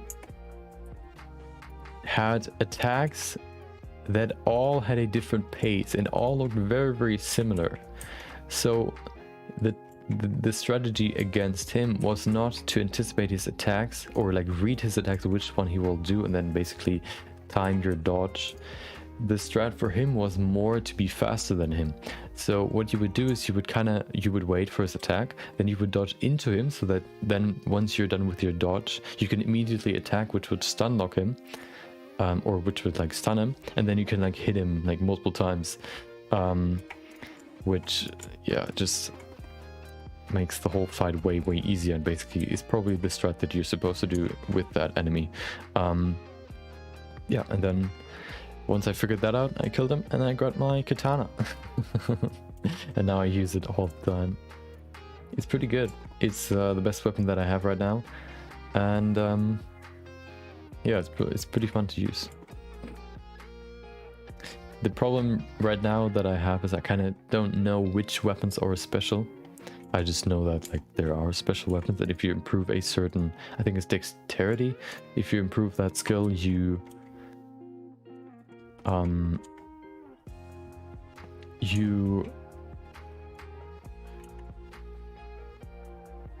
can use special weapons more effectively. But I don't know like which ones are special, which ones aren't. I still have to figure that out. So what I did here is basically the mechanical muscle. So we can form these. We have like 3 or like 4 individual modules, or like 3 rows of faces. So what we can do is we can make this into a bow. Now we have a muscle that like goes like this. So we can shape it how we want. If we need more edge loops, we can add more. But that is a basic mechanical muscle setup. We can make it thicker if we need, but that's the beauty of modules. We can combine them however we need them. I think that's a good start. I don't think we're gonna add more to this hand, more than like a few cables, these muscles, because I want to finish the arm today. We have roughly, I don't know, like 2 hours. Yeah, roughly 2 hours, 2 hours 50 minutes. So let's get in here and do some work. You know, I think I talked about that before as well. Every time I go to Pinterest, I see all these cool images, mostly like 2D images, like 2D artworks. And one of my favorite things to do in Blender is, of course, I am someone that likes to do a lot of 3D. Oh, hold on. There it is.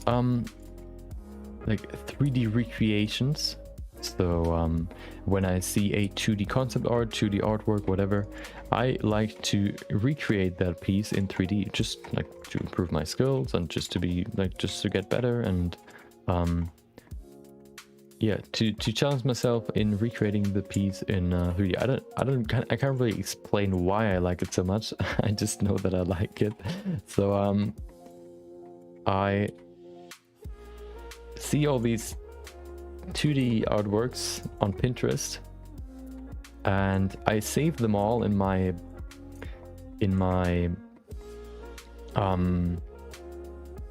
folder, or like my pin board. But I think I'm up to like, let's see, how many do I have in my pin list? Concept art characters, 219. So I save more and more and more. Some of them are just like for inspirations, but some of them are actually like full characters, and I kind of want to make actual characters out of them. But I don't have the time if I like do like 30 streams for this piece. So yeah, that's why I kind of want to finish this at some point. Of course, it has to be done at some point, but yeah, just like that is the struggle that I'm going through when I do these big projects. Yeah, I mean, I don't really have like plans right now, what I want to do. Right now, the only plan is to finish this. Afterwards, everything is possible. I don't have a specific plan of what I want to do. So yeah, whatever we want to do. Maybe we can, I saw some tutorials on how you can make like these Ghibli style 3D models or like 3D shading. Maybe we could do like a Ghibli recreation in 3D. I think that could be pretty cool. But yeah, we're not there yet. Okay. Yeah, maybe like the Totoro scene. Is Totoro the one with the big bear-like dude, and then the small child in the rain with their umbrella, sitting there on the bus stop. Yeah, I think that's a cool scene.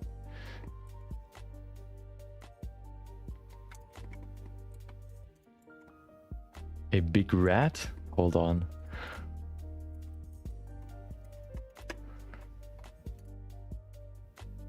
That's not a rat. It looks more like a bear, like a Pokemon. Or like, yeah, I don't know what it... Or like a... Yeah, I don't know, beaver?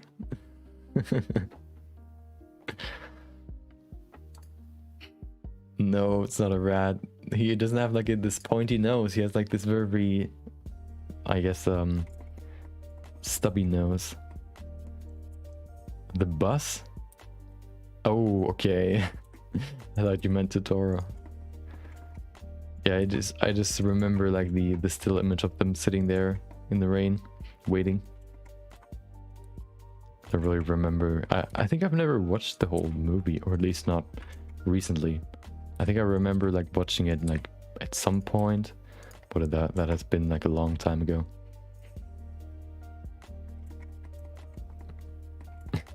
The bus is a rat.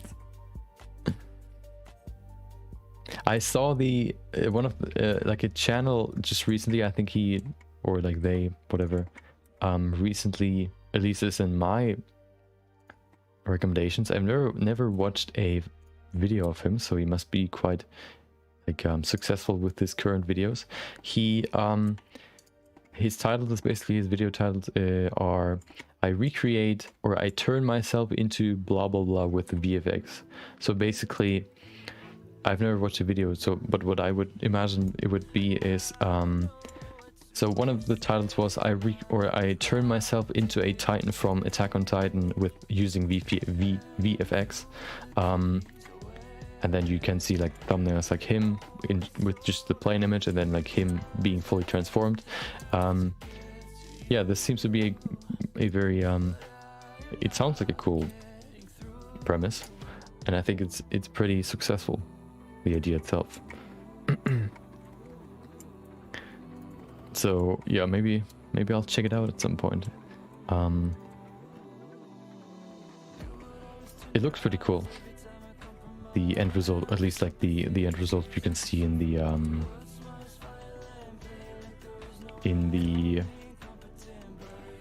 thumbnail.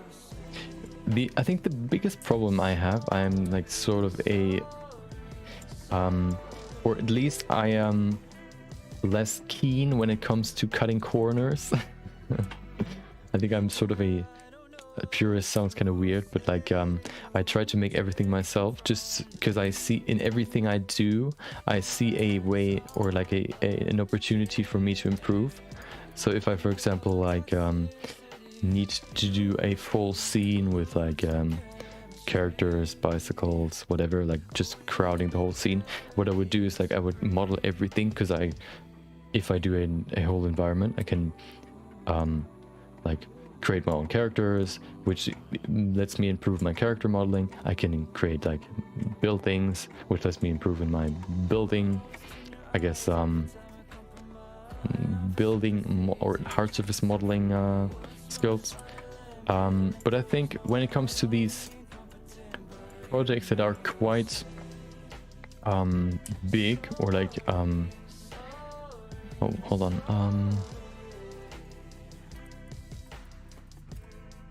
quite extensive, I think it's better to cut some corners just to get the whole thing done in a reasonable amount of time. For example, like there are, I don't know if you know Corridor, the YouTube channel, or Corridor Crew. They do, for example, like they're VFX artists that do like short films, for example, about like different, for example, games, movies, whatever, like different ideas. And they of course also have a second channel where they do more like challenges, or like yeah, fun challenges. For example, like we create a whole 3D animation, satisfying animation in a week, and then like they kind of show how they made all their pieces. And for example, one of them showed off this new program, or like new script that can use images and turn them into 3D objects, or 3D humans. So you can give them like any picture, like a full body picture, for example, of a human, and then this script can turn that human, or this picture into a 3D model, which actually looks pretty good, and it applies the image as a texture onto the person, so that it's actually like looking like the person itself, which of course it's way faster than modeling a person.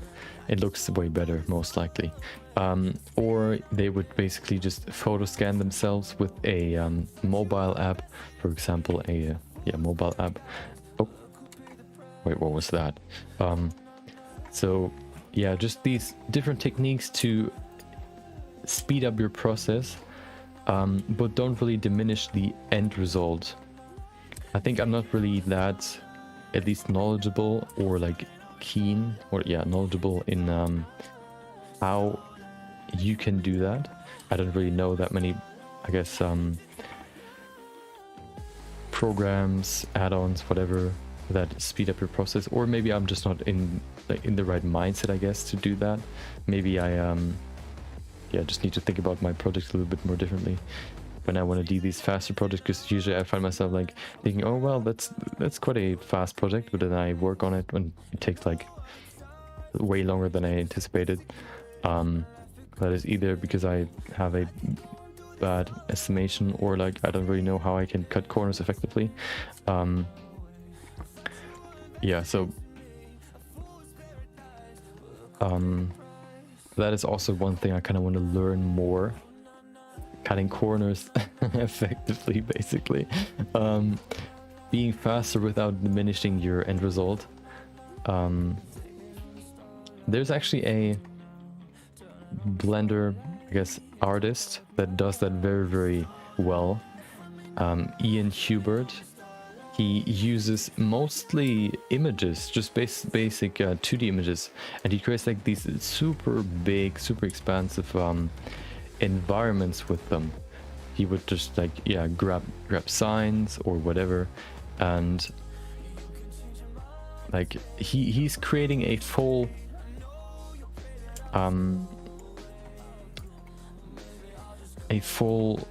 short film with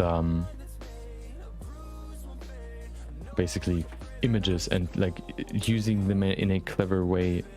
Yeah, they're like, oh, how you can make like a whole city in like a minute, and then like, yeah, grab this image and then extrude these pieces out of it, and then you have a house, and then do that multiple times, and you have like a whole city.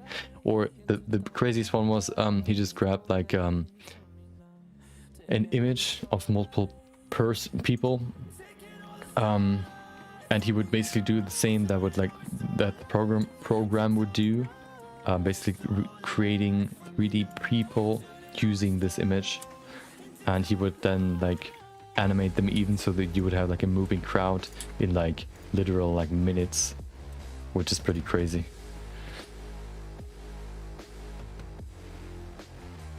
So yeah, that is one thing, one of the skills that I kind of want to develop more. I also want to look into add-ons that can improve my workflow, but maybe I'll look into that next weekend.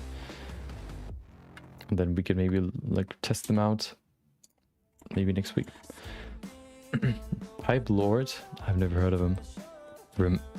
What do you mean with Remember? Is that a movie or like a channel? Or like a TV show, whatever.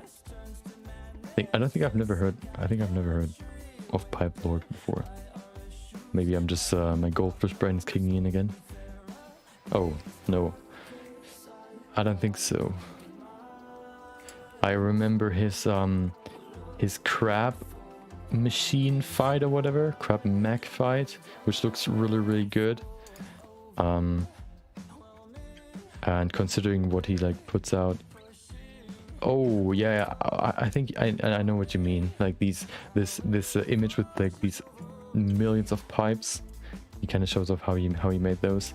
Yeah. It's been quite a while since I watched that video.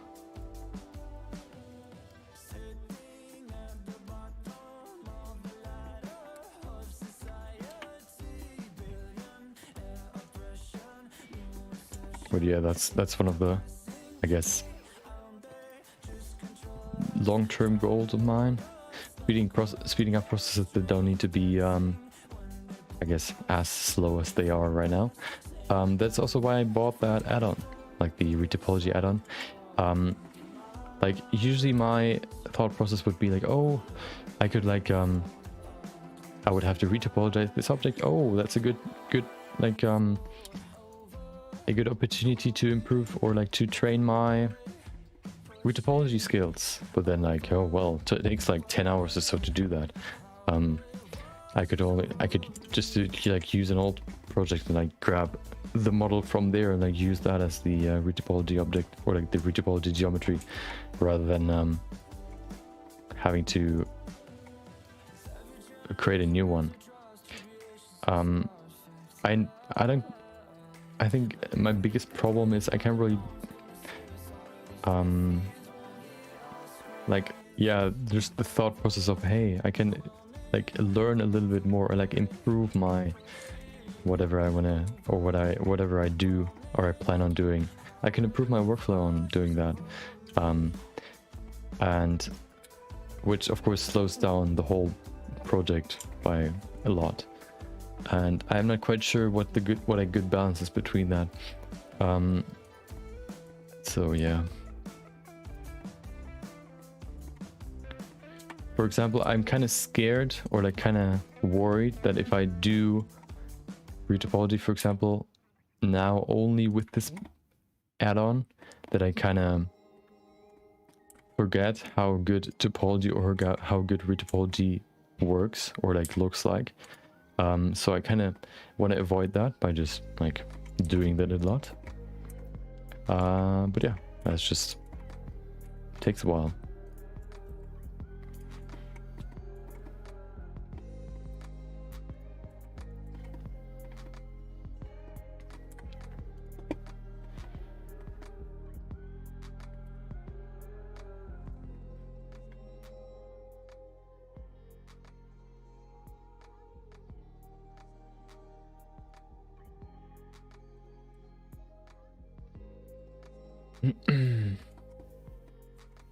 Okay, hold on, I need my ball.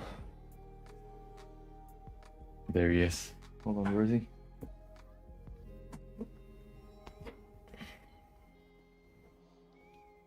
Okay. Oh no, he's gone. There he is. Okay.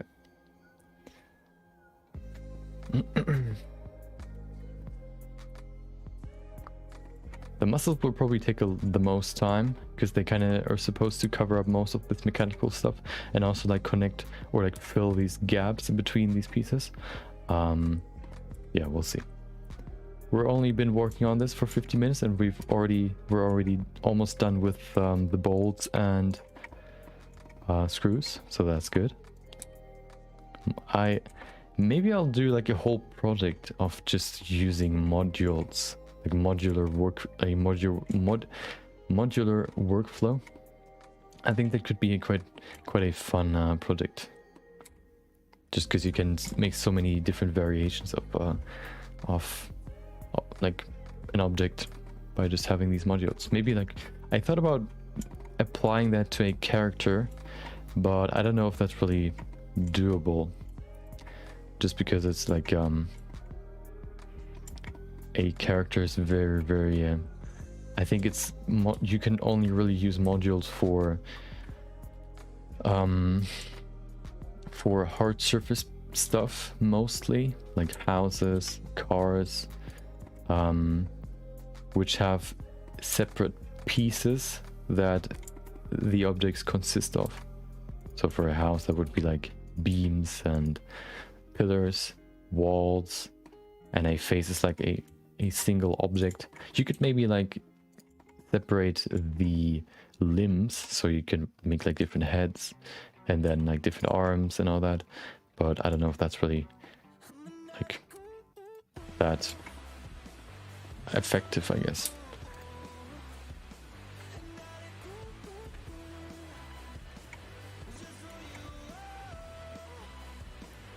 Okay, we need hold on, how many do we need? 1, 2, oh, we need 4 more bolts and then we're done. Perfect.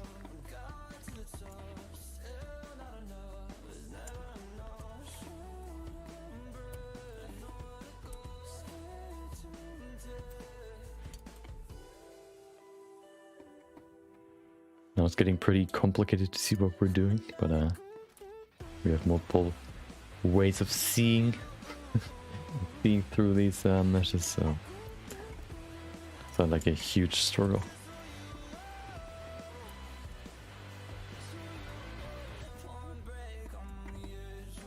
Yeah, I think I remember, I think I talked about that I got this standing desk for free. Basically, it was broken when it arrived, and then my dad sent an email. We were supposed to show that everything is like set up correctly with a video. Then they reached out, or they responded to my dad, basically saying, "Oh well, here's like this paper. You can send us back like the frame, and we'll take care of it." And then two days later, they came back and said like, "Okay, well you can keep it. We'll just give you back your money," and like that's it. So he basically got back like all the money, and we basically got the standing desk for free, which is pretty cool because he's basically a electrician, so he was able to easily fix it. The only problem that it has was like the what is it, like the controller unit. I think there was like a cable missing or just loose, so he just fixed that real quick, and then we had a free standing desk. I think we saved like 350 euros, so it was quite a pretty good.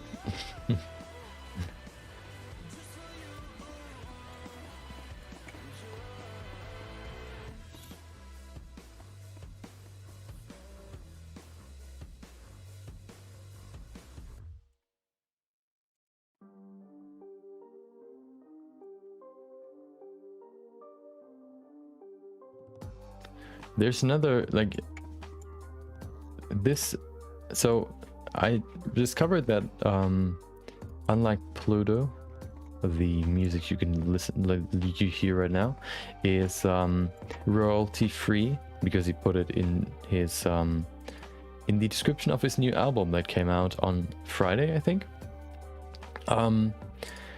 And only through that I realized that all his music is royalty free, or almost all of it, as long as you put the credentials in the description. And there's one more artist or band that I kind of wanted to be royalty free, but I don't think they are, which is Drolo. Droeloe. They have probably like, those are probably like my favorite songs right now to listen to, because they like, I like electronic music the most. And they make, I guess, rather unconventional electronic music. They don't sound, yeah, they just sound different. And yeah, that's why I enjoy them so much. And yeah, I don't think they are royalty free, otherwise I would play it non-stop. Yeah, but well, I think we have enough music for now. Maybe I'll find some more at some point, but I think we have enough for now.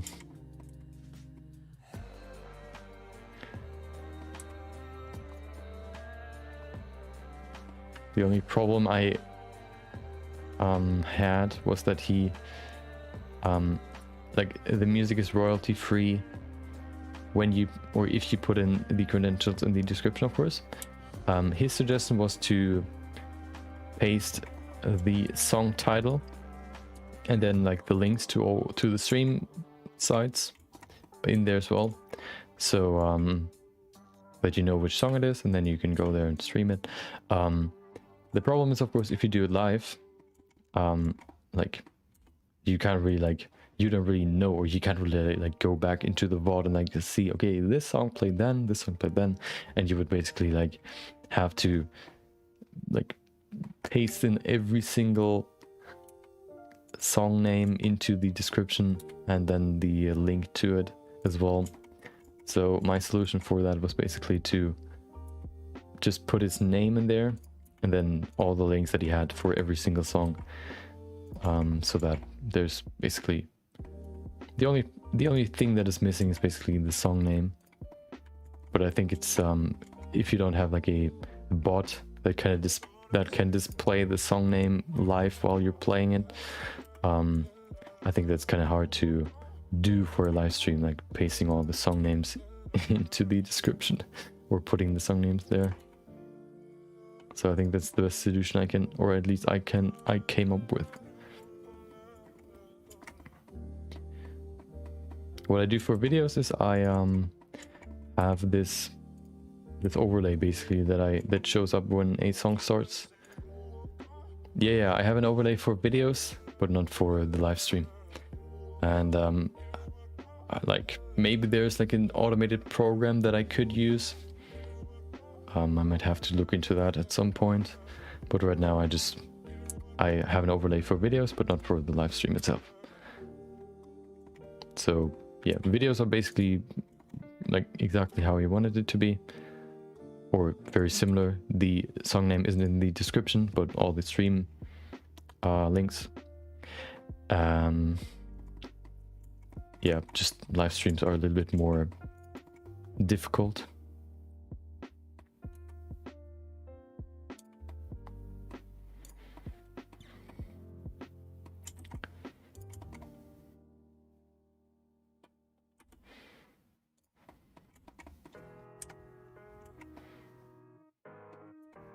It's weird how, like, just recently you had the, I guess, DMCA wave on Twitch. So you would think, or like where even like people got banned for like a certain amount of time, and you would kind of think, and everybody had to delete their VODs. So you would think that like everybody would be like more wary and more careful with what music they play. But that doesn't seem to be the case for like a lot of them. Like for some of them, like grab like for example the Stream Beats playlist with all DMCA free music, but some seem to don't even care, which is kind of weird to me. Like that's like your income, like you live off of Twitch, so why wouldn't you be more careful with that? That is like a mentality that I don't understand.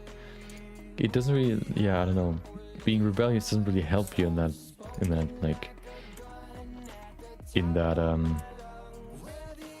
situation. Some people kind of resorted to playing video game music, because video game music is basically like the automated bot that kind of detects whether or not the music is DMCA affected. Those bots don't really see video game music as DMCA music, DMCA music. But they will not claim them, because like then you could like play any games on Twitch, which would be, or on YouTube, which would be like detrimental for every every game developer. So that's what some of them use. But still, like a lot of YouTubers, for example, that, or at least I asked one of them that does game reviews, he said he opted to not using any video game music just because it's too risky to do that. It's just too risky to catch a strike on YouTube by using like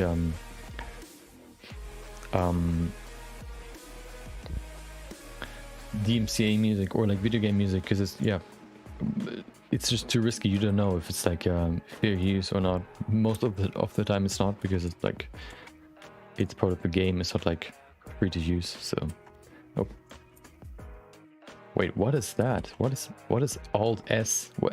Wait, what is that?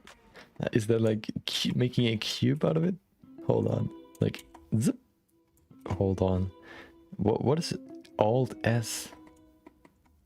Can I search that? No.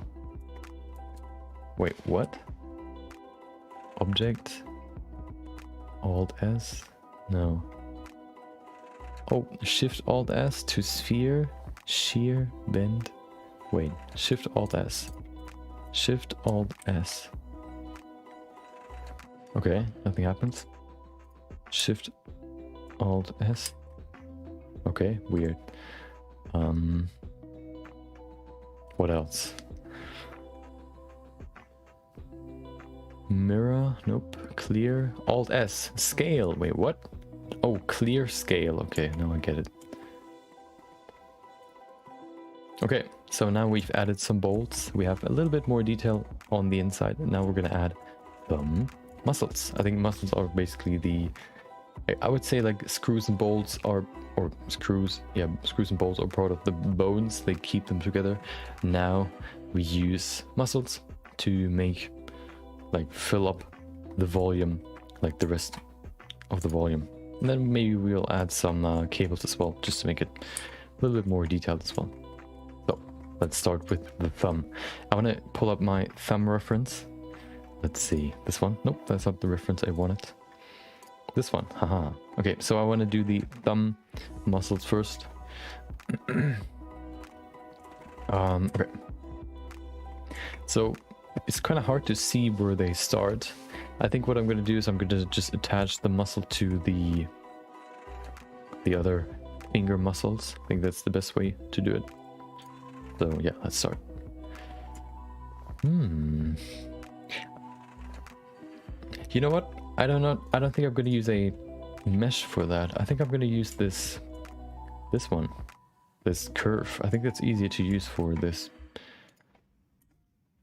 Because we can just go in here. We can then subdivide these two pieces, or these two vertices. We have one in the middle, which lets us make it wider. Ta-da. Oh, hold on. That looks kind of weird.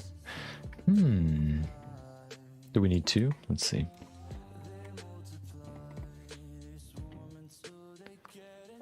Hold on.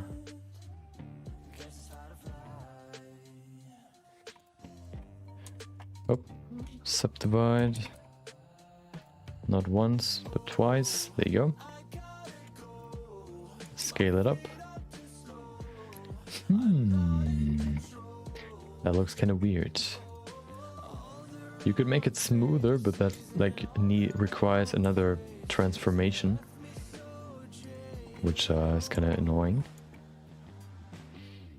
Let's see. Can we fill the caps as well? Yep, we can. Perfect. Okay.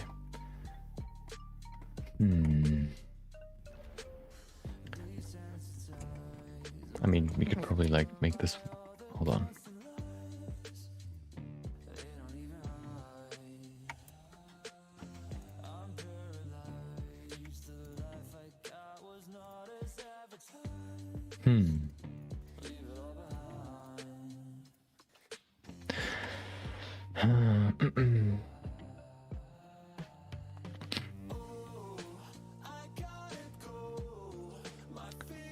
Individual origins.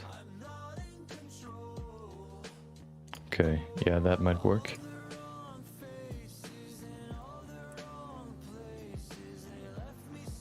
Point 1.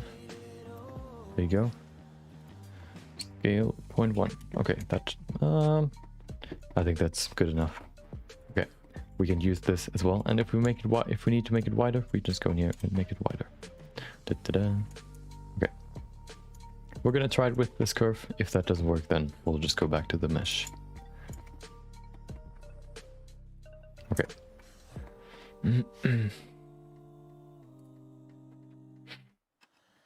Oh.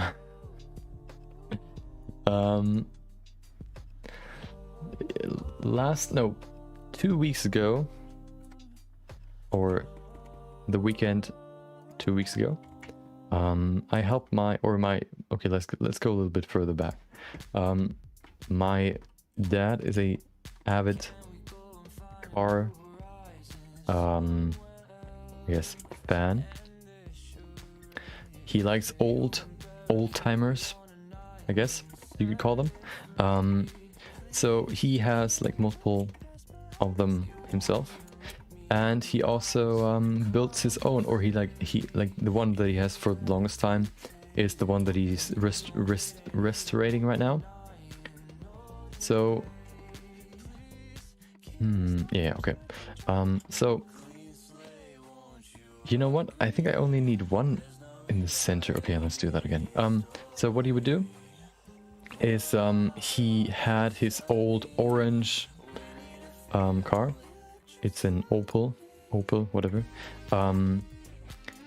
So he would restore it, basically, like getting new parts, getting a new paint job. He wants to make it like orange, like these very, very vibrant orange.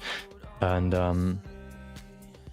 yeah, that is basically his, I guess, project, restoring his old Opel or car to yeah, then be able to use it on the streets.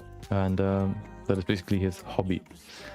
He of course it's a little bit harder to get all these pieces because it's an old car and they won't be like, they're not in production anymore, so he kind of has to get them from eBay and all that.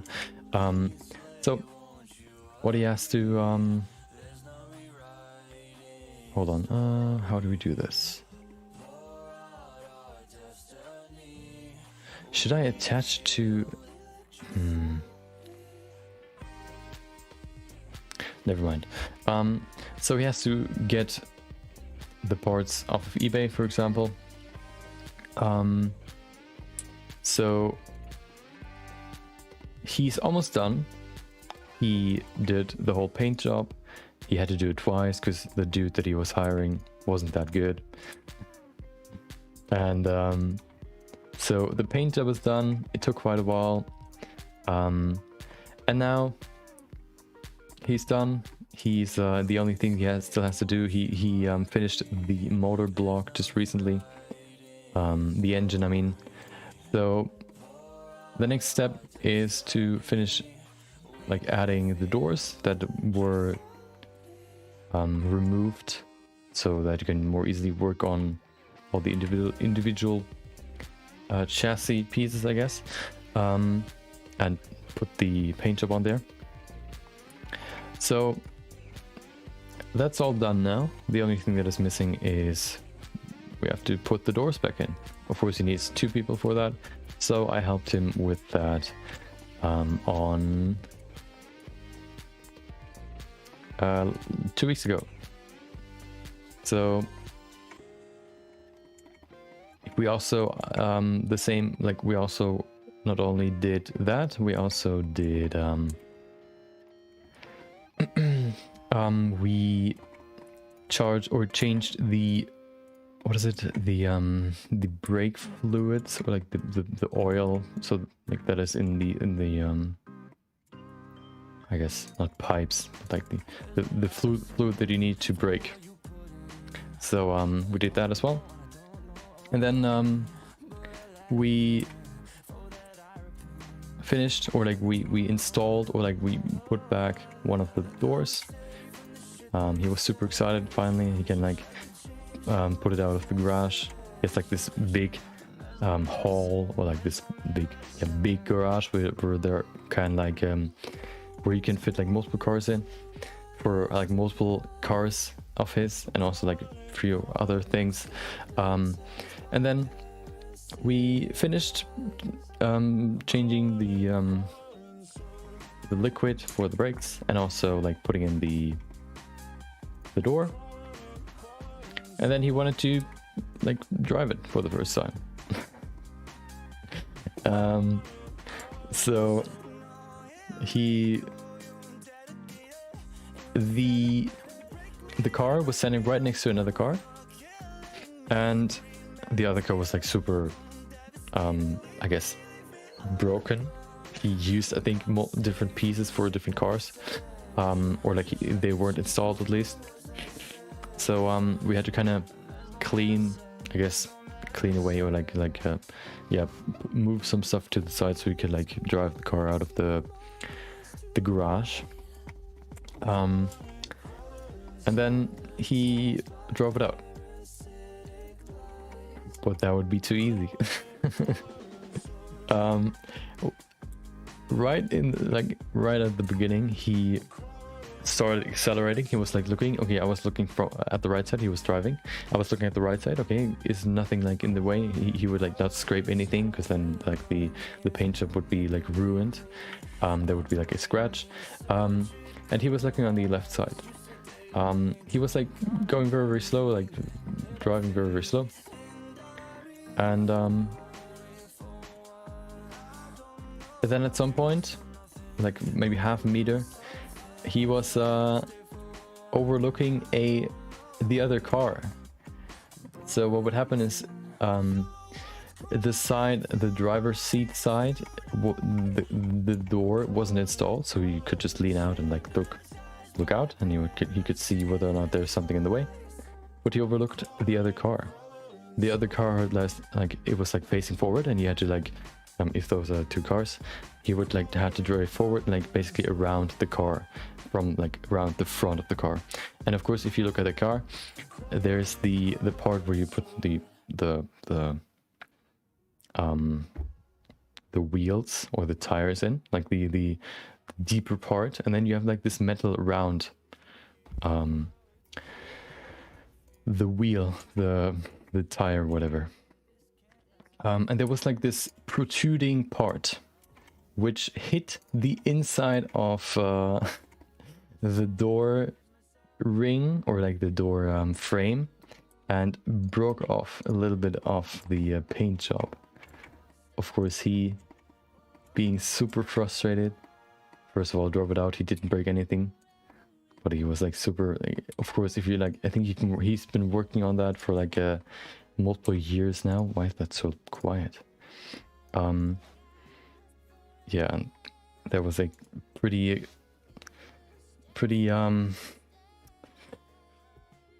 frustrating moment, I would say. And yeah, now I think he fixed it, but I think it's still like worse than before. But that was like something that was quite unlucky, I would say.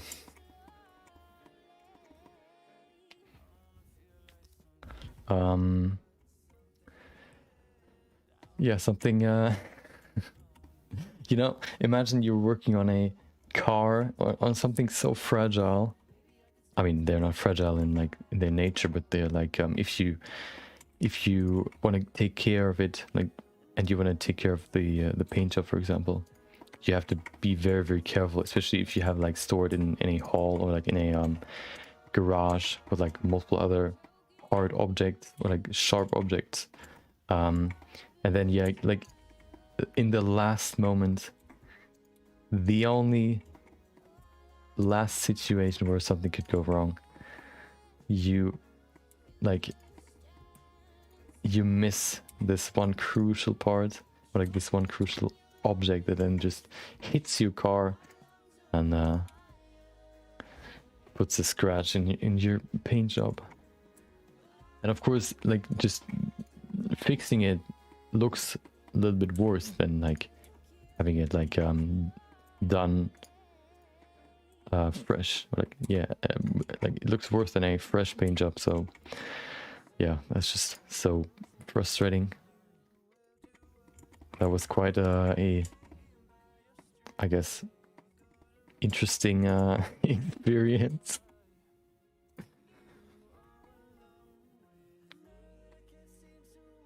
There's a name for when you, or like in German, there's a name for when it like when it's funny to you. No, yeah, when it's funny to you when others suffer, I guess, which is called Schadenfreude. I think that's also been used in other languages because there's like not really a better word for it in other languages, especially in like English. And like I kind of I struggled between like maybe not laughing but like smirking and like feeling bad, just because like thinking about the whole history, I guess, is quite devastating. Like working on like that for like so long, and then like at the last moment where something could go wrong, something goes wrong, like oh my god.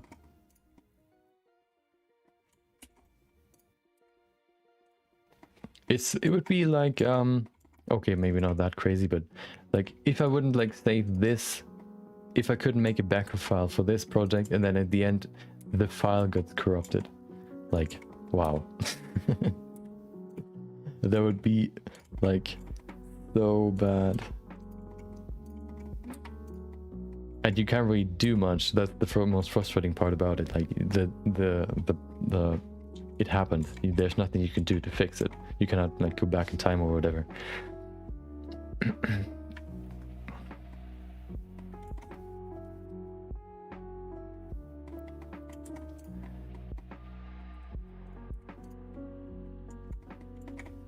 Wait. Okay. Apparently 45 minutes just vanished. And last time I looked it was like 15 past what is it? 10. Now it's already 11. Oh wait, I mean no. 15 past 9. Now it's 10. Crazy. Gonna have to probably like be a little bit faster with this, just because I want to at least like finish a rough version of the arm. Maybe not all the details, but at least a version that I can then duplicate to the other side.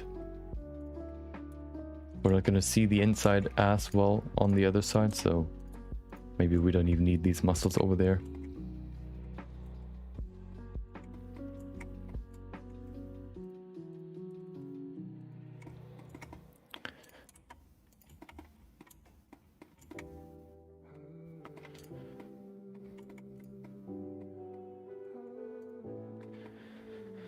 The good thing is he like the his playlist for background music is quite different to the one that I have right now. The one that I have right now is more with piano and more electronic music, and this one is more with like guitars, like a different style. That's I think a little bit more like, I think a good mix between multiple styles when it comes to like background music is like pretty important to me, at least, because I think music can get stale quite quickly if you listen to the same style or like same genre maybe even for too long. So mixing up styles I think can be a good way of yeah, fixing that.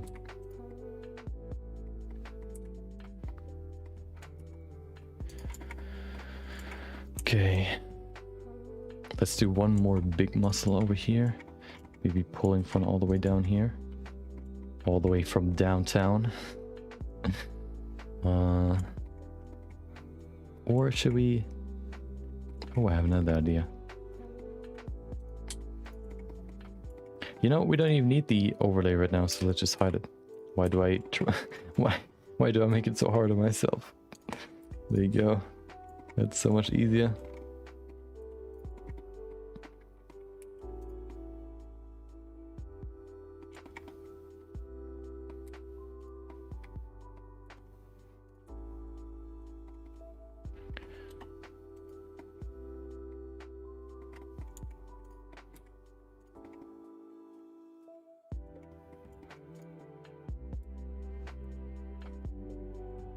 Okay, now I need them because I need to see if they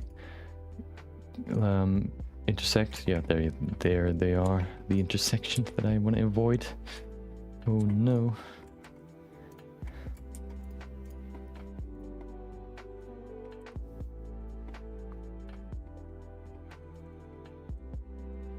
Okay.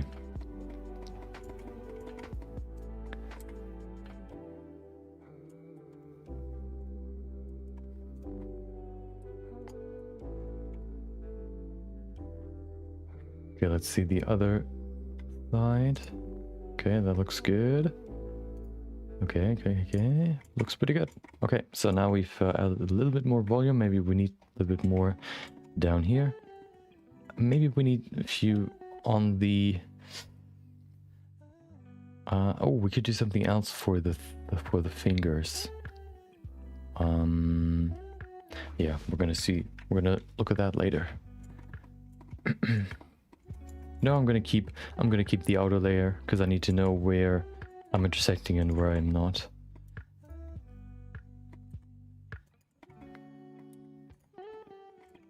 Yeah, but I'm not a car guy, so I don't have like these huge projects where you like build a car, for example, which takes ages. I'm not someone that likes to drive a car necessarily, so I'll never have that problem.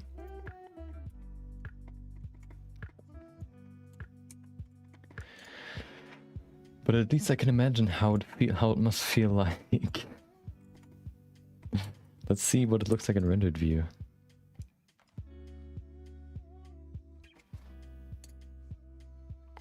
Yeah, there you go. That looks way better. Like filling this gap with these muscle-like pieces makes it look even more natural, or like more anatomically correct. Perfect. Okay, we're gonna add like a few more over here, and then we have the thumb done. Yeah, there are gonna be so many projects that I want to do once we have this one, like once this one's done. So yeah, it'll be fun. And yeah, I also enjoy smaller projects more because you can kind of, like, every single project is like a feeling of success, you could maybe call it, or like a yeah, feeling. It makes you feel like you've accomplished something. And usually these long projects don't give you the fulfillment, or like the feeling of fulfillment does not scale with the time that you put in. So at some point you kind of reach the max where you kind of just want to get it like done. And then like it's only like about finishing it. And the more you work on it, like you work on it, but like your satisfaction will not increase in the end, which is quite, I guess, can be quite or at least for me, can be quite annoying, or like yeah, it just feels unsatisfying. That's why I don't do that many long-term projects. There are people, for example, that I see on Instagram, for example, that do like full likeness sculpts with pores that they look really good, and basically look like a real-life portrait, but of course in 3D, which takes ages. So like, even like, I saw someone sculpting every single pore by itself, like every single pore individually. Like, that must take so long. And of course he has a certain brush for it, so he doesn't have to like sculpt the shape itself, but he still has to put in, like, basically putting in small little dots on like throughout the whole face. And you can imagine how small these, or you could probably you know probably how small pores are, so it takes quite a while to finish that. That's not something I like doing. Same with hair. Hair is just such a tedious task. It just takes way too long to make it look good. I still sometimes like doing it, but that is basically similar to like long projects. Like, at some point it's not fun anymore, but you still have to continue because you want to make it look good. So yeah, you just continue, and at some point you're done. But at some point you kind of just wish that you or at least I wish that I would be done with it.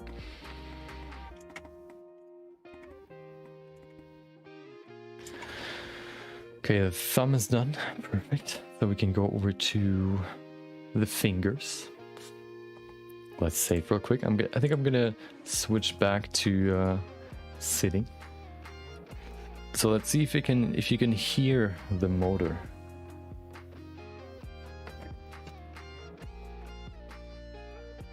Oh, you can. Perfect. You can probably hear it when I talk.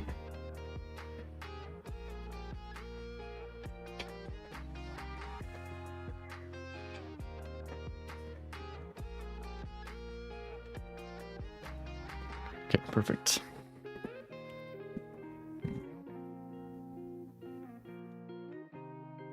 There you go.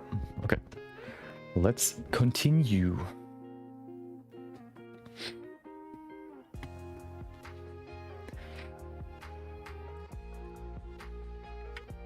I want to drink something real quick and then we're gonna continue.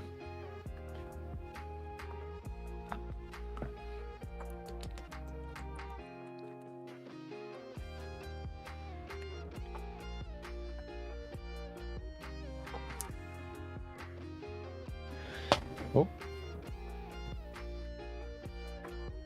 Okay.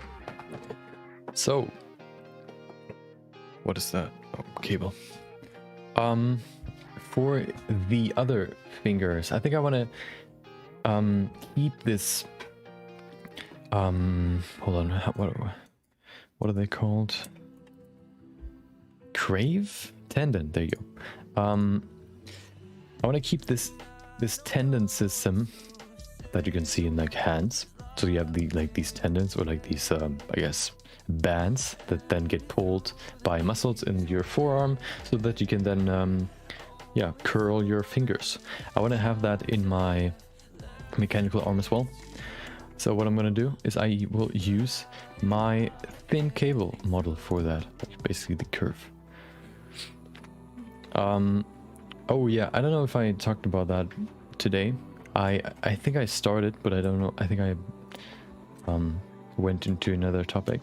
I always, for a long time, I've been basically looking for a standing desk, because I pay a lot of attention to or I talked about that with my friend yesterday as well. I try to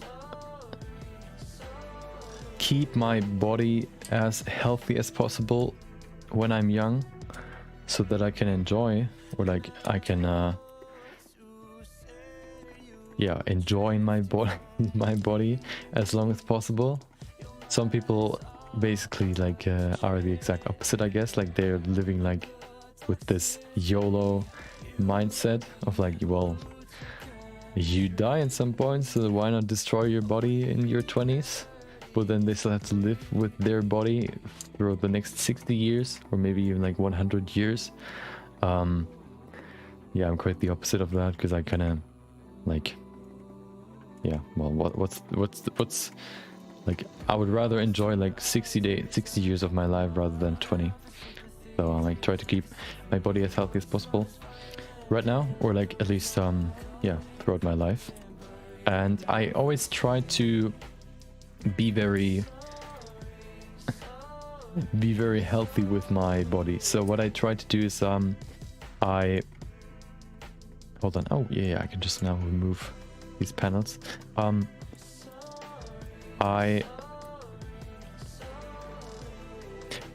no. What I do is I try to sit very ergonomically, I guess, or like how you're supposed to sit in my my office chair, for example, at my office, or like in my job. The problem is at some point, like it gets tiring, because I kind of have to activate my my back muscles to sit straight, and of course if you activate your muscles at some point you get tired.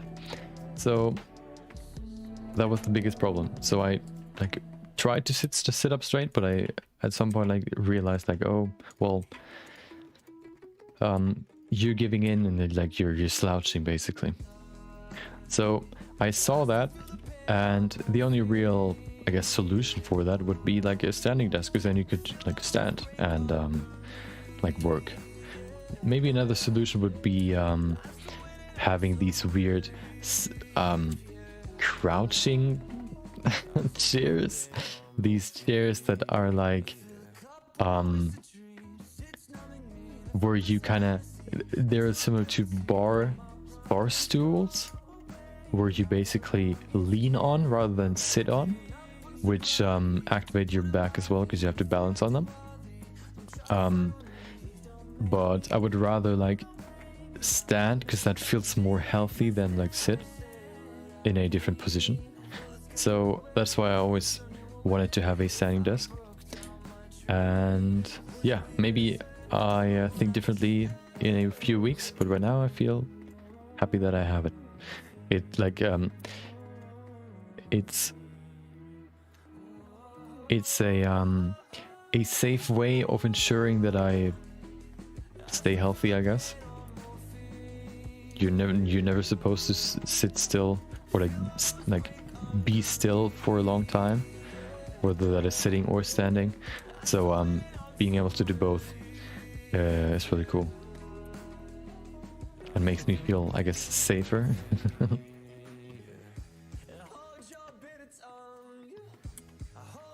So yeah, no complaints just yet. Maybe at some point, but I don't know. Good thing is, for the standing desk that we bought, it's not really a desk, it's only the lower part, so the stuff that like lifts up. Hold on, I never really knew what that's called.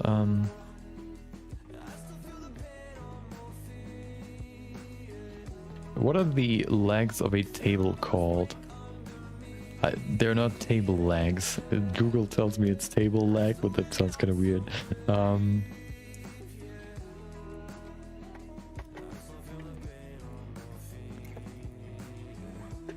They're not pillars, right? They're like... You cannot tell me that they're legs. That sounds so weird in English. I don't know why. Wow, okay, they're actually called leg. Oh my god, okay, well... Okay, well, that's pretty easy. So... The table legs that, like... move up and down. The model that we bought, or my dad rather, only came with those legs, not with the I guess the yeah, table leg as well. They're called table leg, but that sounded kind of weird when I thought about it, so I thought it's something different. But apparently not. So he bought a version where you only get the legs, not the upper like disc part where you like work on. So the good part about that is that you can always replace those, or like the upper part, which is pretty good. So if you want to have like another look, the only thing you have to do is you have to unscrew the upper part and replace it with another board, whatever it's called. So that's pretty good. So it's actually quite dynamic, modular, you could call it. So if you want to have a different style of table, you can just replace it. You want to have a marble table, then you can do that as well. Maybe that's a little bit too heavy, but it would be possible.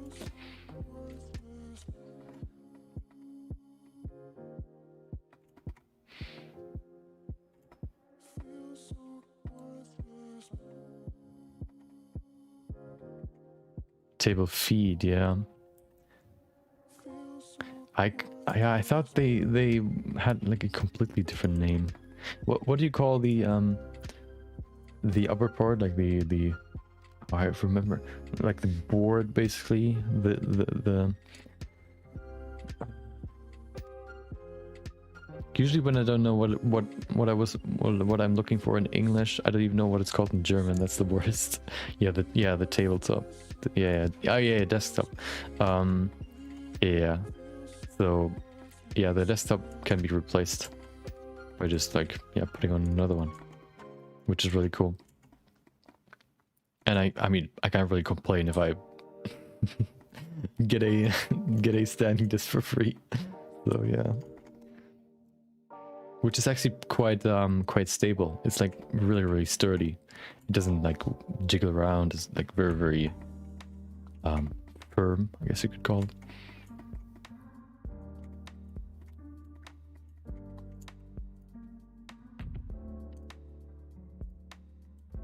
I'm gonna report back in a month once I have more experience.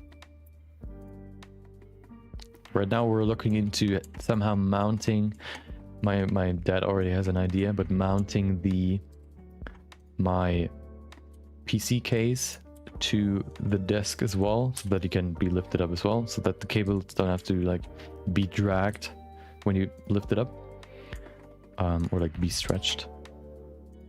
He's looking into that. I think he has an idea already how we could do that, but once that's done, like, then there are like no complaints anymore. The only problem is maybe like cable management, because you kind of have to, at least right now, when they still have to be a little bit longer because the case is mounted to the table. The cables have to be a little bit longer and they have to like hang down, which looks kind of weird. But I mean, yeah, I'm kind of like I love good cable management, but I mean, you can't really change the current way to do it. I mean, there are probably these canals, or like these weird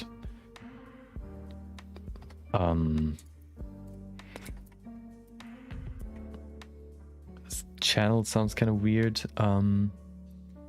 Yeah, just these weird plastic things that can collect or like bundle all the cables so that they like lift up universally or like together to make it look a little bit more organized.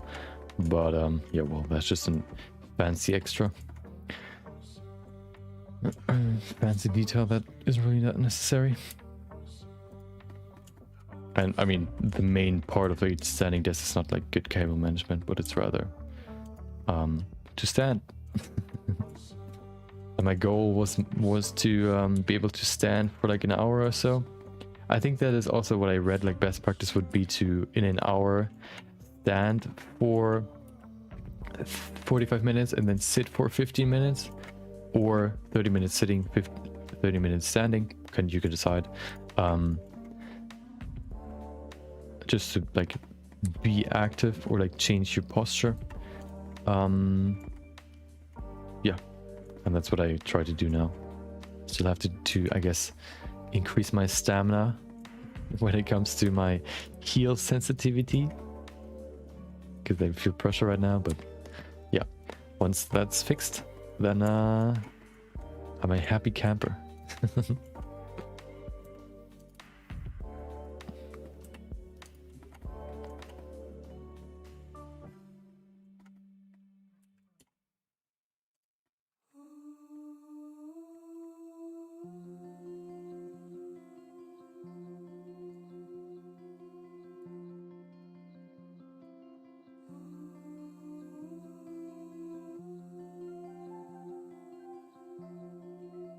Okay, one more.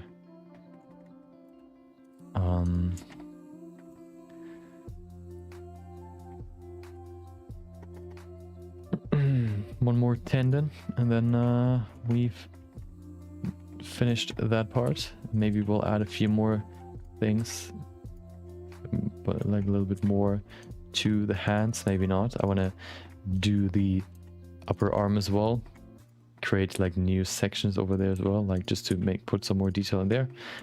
And then the first arm is done. Maybe then tomorrow we're going to start duplicating it to the other side, mirroring it, I mean. Yeah, and then we have both arms done. And then the only thing that we need is we have to somehow connect it to the sculpt. So like just suggesting how the mechanical arms are attached to the sculpt. That's probably the next part, the last modeling part, I guess. And then once the modeling's done, we can go into probably the first one is lighting and then shading. Oh, actually,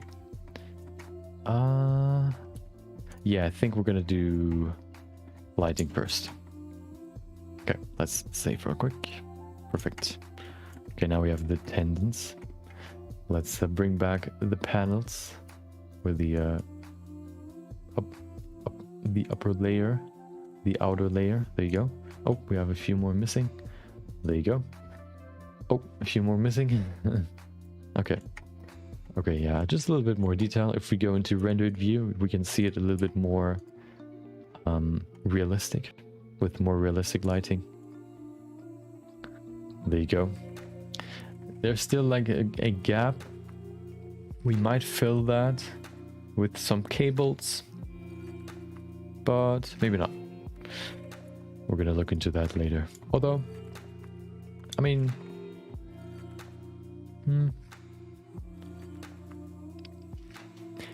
you know, that is one of these cases where you're not gonna see it in the end anyway. So probably better to spend some more time on the upper arm first before we go into that. So that's what we're gonna do first. We should maybe add a few more muscles, or like a few muscles to the fingers, like over here, to make it a little bit thicker. Right now it's very, very thin. How does that look in real life? Yeah, just the, yeah.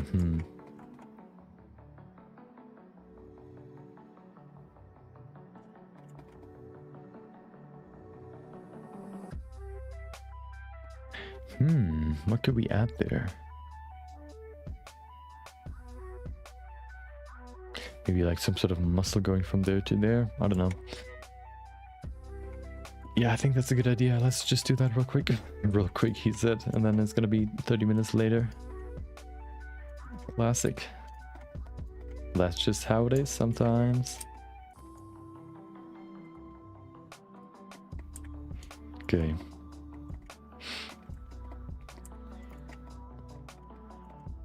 Maybe we can be a little bit more loose with this one.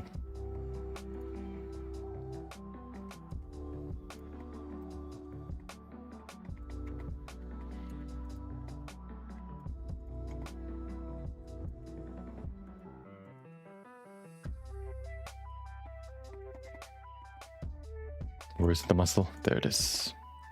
Oh, that's a nice twist.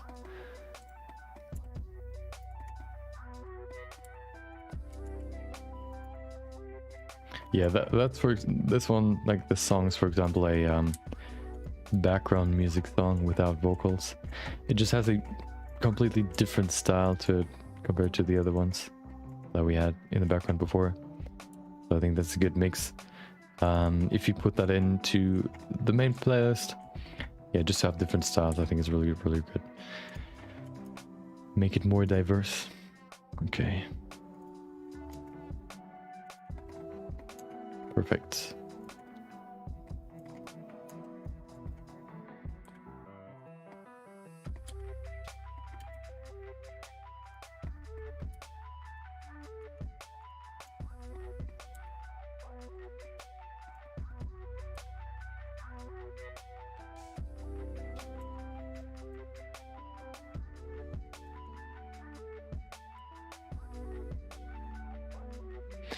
Okay.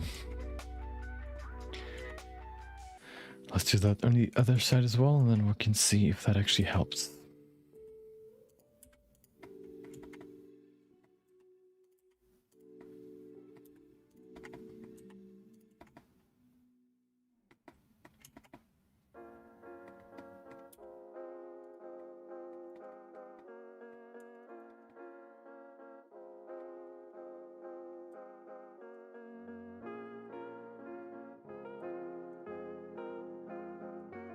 I also thought about maybe at some point, but probably that'll probably be like a long, like another, like an idea that I'm gonna hold off on for a while is testing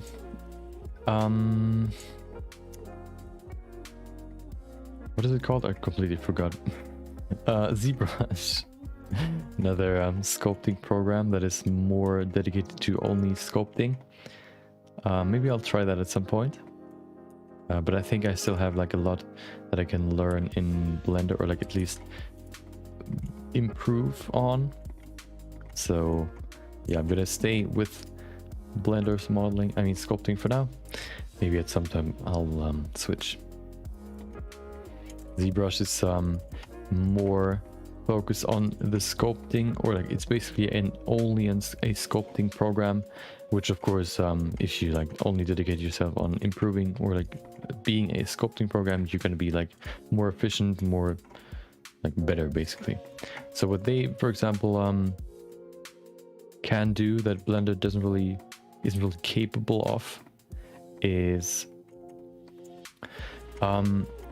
you can sculpt with way more vertices or more geometry, which of course is way easier to do, or like easier to yeah, it's like the main, I guess, industry sculpting tool, and it's like really, really good, of course, because they're like dedicated to only like sculpting. So maybe I'll look into that at some point. They're like probably the main feature that I'm interested in is the capability of like sculpting with a way more density or like way more geometry, which isn't like it gets quite laggy at some point in Blender, and like you can go very, very deep or very, very dense in ZBrush. So yeah, maybe I'll look into that at some point, but I think that's going to be a later project.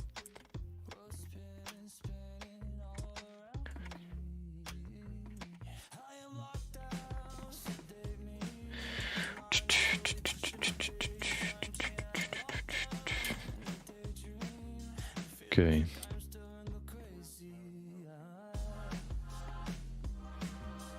The muscles intersect. Do I like that? I don't think so. Although, I think I can forgive that. Or although, oh, hold on. Aha.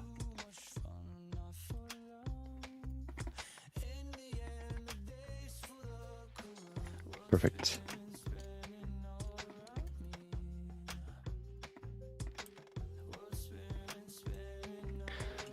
Okay, let's see what that looks like. Does that help with the volume?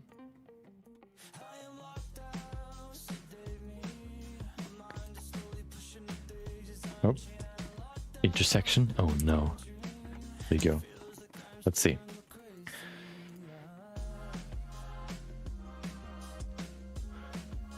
Yeah, it is way denser and looks way more like a finger rather than like a mannequin, so that definitely helps. Perfect. So we're gonna finish that, and then we can go to the upper arm.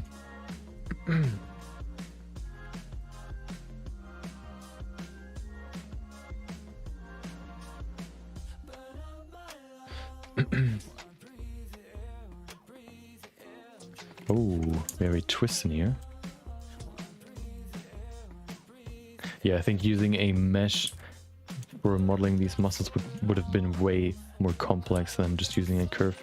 A curve is basically a model or like an object that changes, like the geometry is like basically dynamically created, like created dynamically, which makes it easier to change it basically. You don't have to move every single vertice, every single point. You just move these handles and all the points like change by themselves. Which of course makes the whole process way easier and way faster.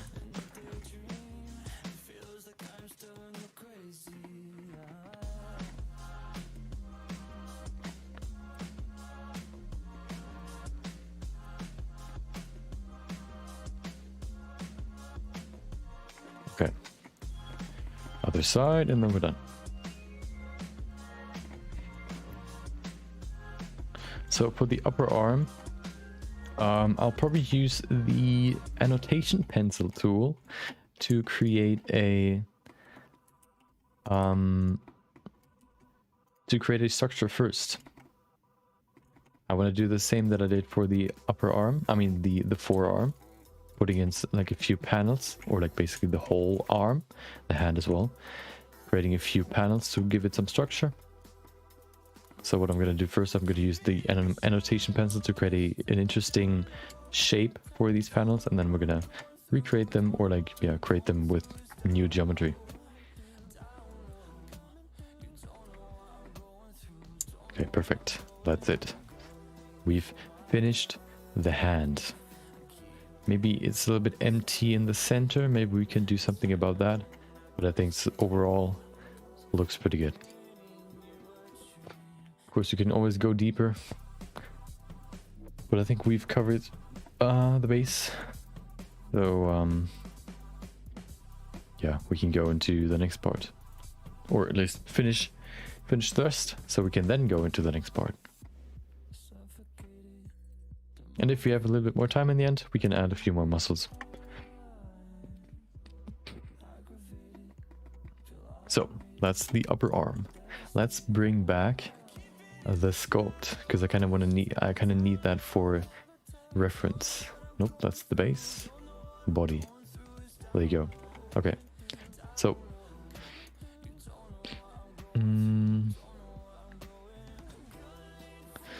okay, so the upper arm on this side, of course, is shorter than on the other side. So maybe I should... Should I... No, I don't think I should cut...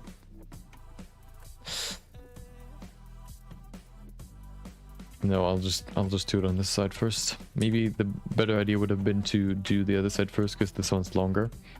But I mean, I can probably just extend it once we're there, so shouldn't be a big problem. I'm gonna drink something real quick.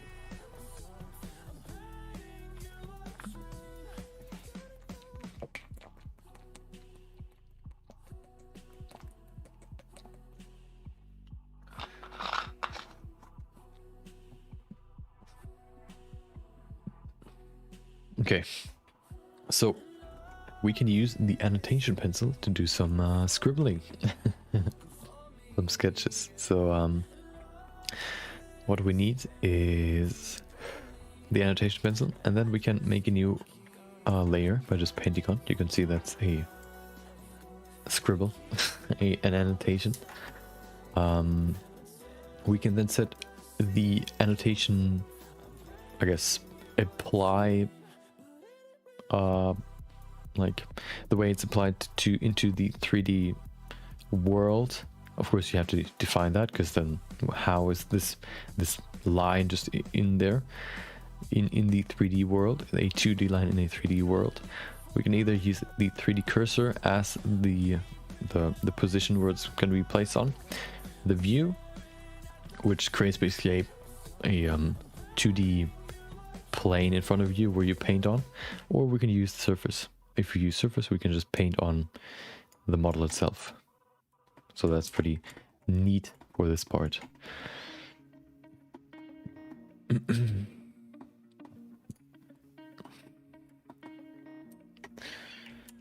Wait, what is this?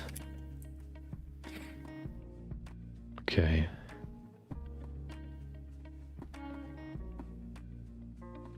So let's see. I want to keep it pretty close to anatomy, meaning I want to keep the individual. I want to recreate the individual muscles. So of course, the main muscle would be the biceps, which is right there, roughly. Let's finish it all the way down here, like this. Oh, we have to remove. Where's my body sculpt? There it is. Go all the way around here.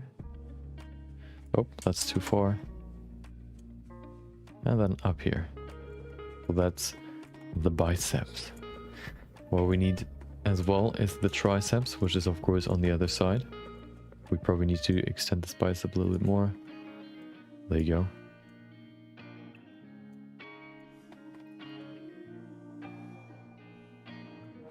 And then we have the triceps, which is on the other side. The triceps is basically made out of two parts. It's shaped like an U, and one side is bigger than the other one. The outer shape is bigger than the inner shape. But I don't think the U is usually like up here somewhere, like over there. So we probably only need to basically paint in the two parts of the U. Like the two arms. Although maybe we could make something more, I guess, creative, or like less anatomically correct. Let's see. So this one I like. This bicep shape. Maybe we could make something different for the back.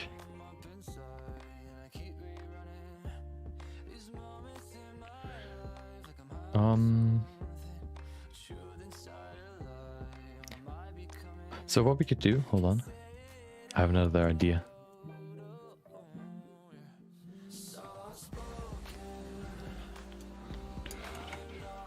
We can make like this ring over here, which then ends in this elbow.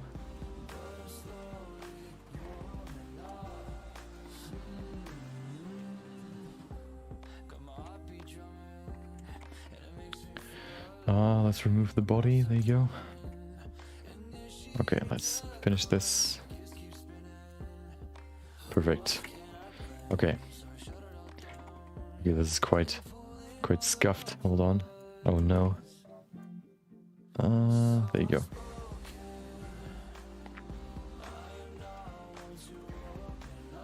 There's also a whole nother branch in Blender for 2D animations, or 2D 3D animations, where you can basically put a 2D animation or like a stop motion animation into your 3D world, or like combine the two, or you can not combine them. You can just use 2D stop motion animation. I've seen some cool examples of that before, so maybe we'll look into that at some point as well. That seemed quite interesting. Actually, I think probably the first like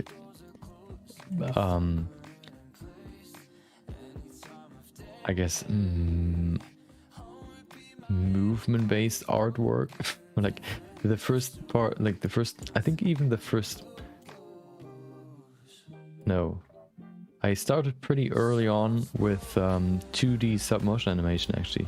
Not, actually in the beginning, of course, on paper, but then I went into like I think it was Adobe Flash, where you can animate your like you create stop motion animations.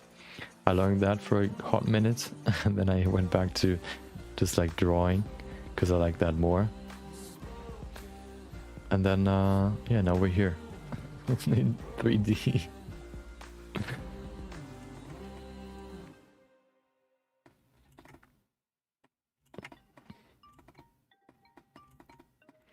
Okay, so we still have this piece. Hold on.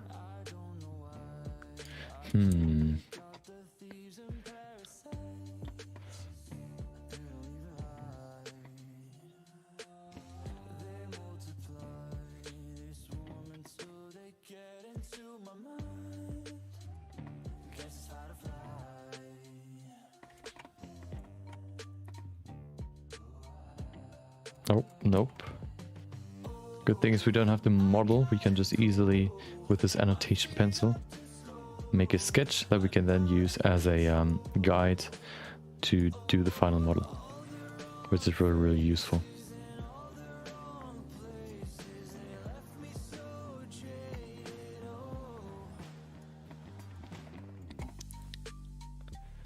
Okay, let's do this part and then we can start modeling. Oh no, we have to do the other side as well.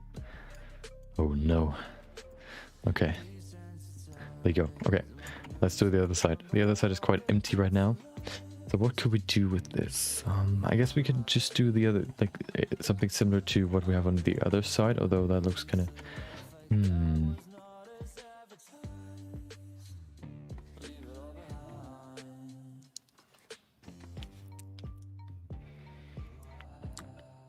I kind of want to have this weird, like this triangle there, this open triangle maybe, or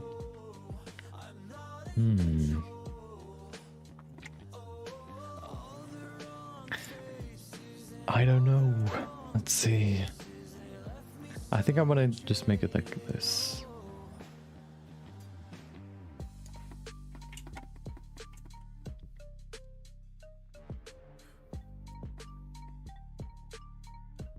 Oh. Oh no. Come on. There you go. Go up here and finish off the shape. There you go. Okay. I think that's a good design.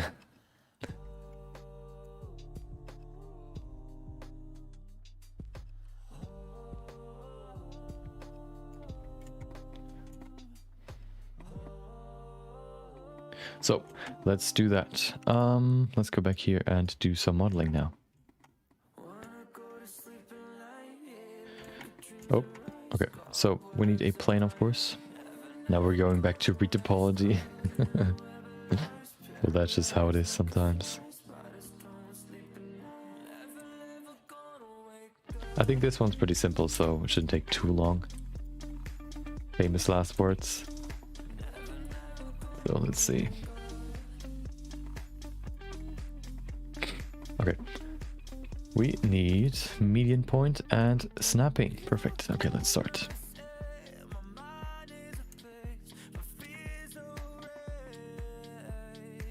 Oh, in front as well. Okay. Okay, so.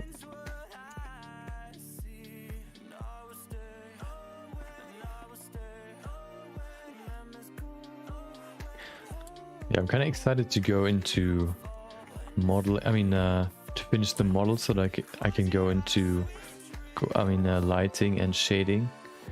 That's actually another part of, I guess, 3D modeling that I enjoy. So at some point, once we're done, I can go into that, which will be a fun subject. And then doing like a few more, or doing lighting, which can also be pretty fun. And then we're done. Or maybe not, rendering, post-production as well. Maybe even doing some animations showing off the model maybe.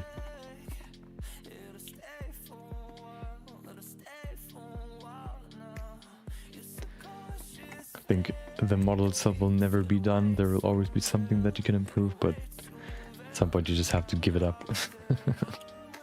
Give up your dream.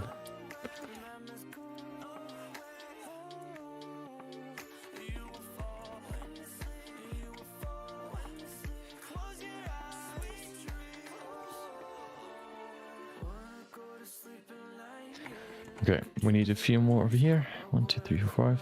That should be enough. Maybe even less, like this. Okay, maybe we can even use grid fill. Let's see.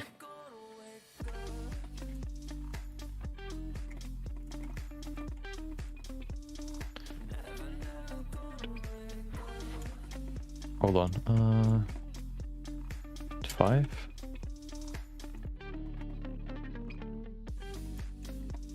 Okay. Let's see if we can use grid fill. Grid fill. Oh, okay.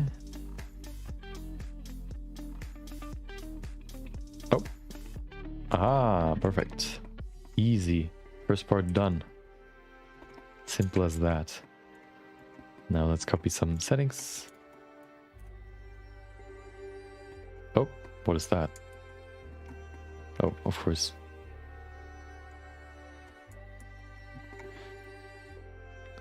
There you go.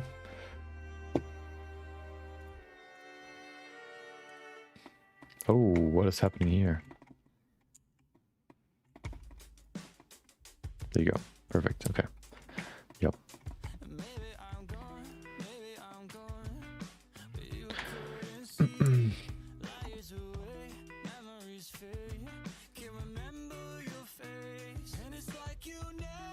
I wonder how long, like, a Marvel CGI character like Thanos, for example, took to make. Not only like doing concept art, but also like doing multiple versions of his 3D model. Then doing the modeling itself, like the final model, the shading, doing like multiple shading, I guess, tests to get the perfect shader, then rigging it so that you can apply the motion capture stuff onto the model, and then in the end fixing the motion capture stuff, because no motion capture stuff is like perfect. You still have to like fix it. Yeah, I wonder how long that takes.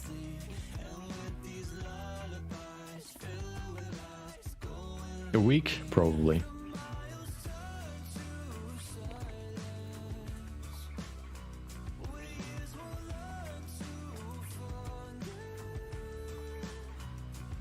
Okay. Oh, other side.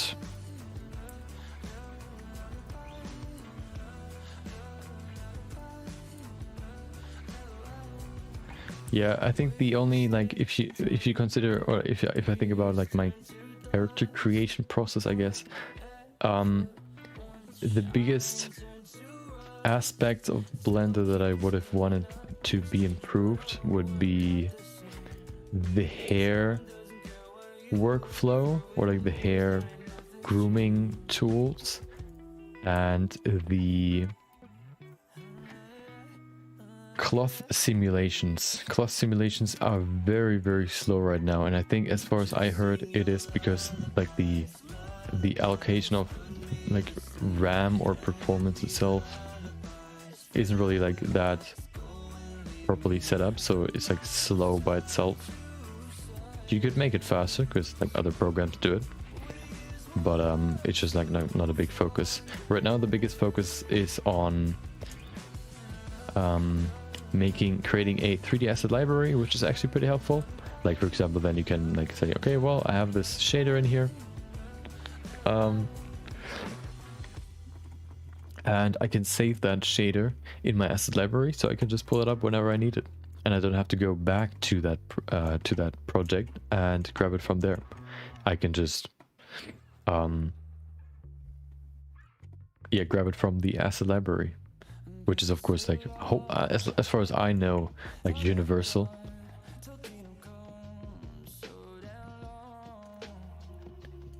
So it's not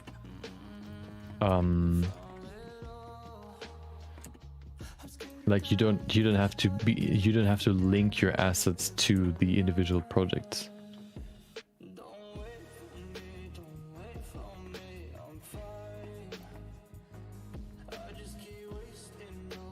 Okay, let's see if I can duplicate this to the other side. Oh, hello. It's basically the same shape, so let's see if that works. I don't think it will.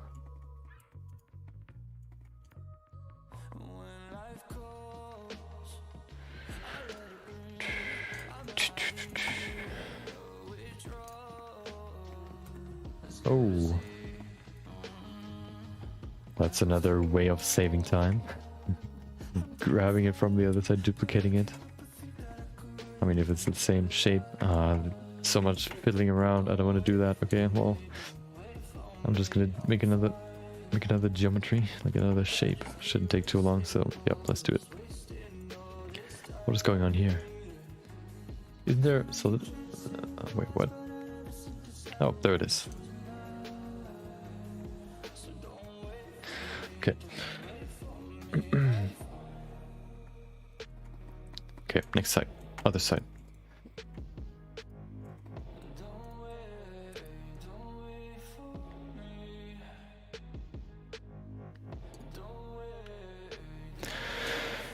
We're almost done. Almost done. we could probably add a few more details into the arm, but I think what we have right now is at least enough. There could be more, but I think it's enough.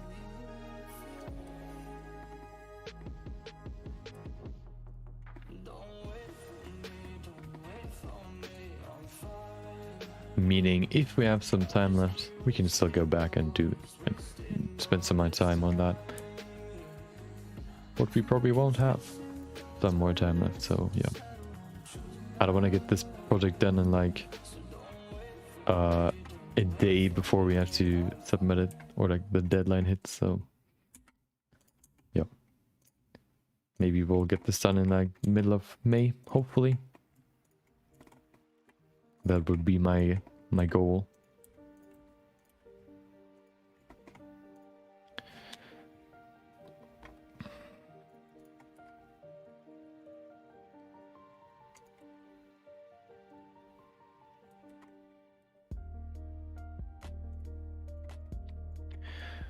And then we can do some other stuff.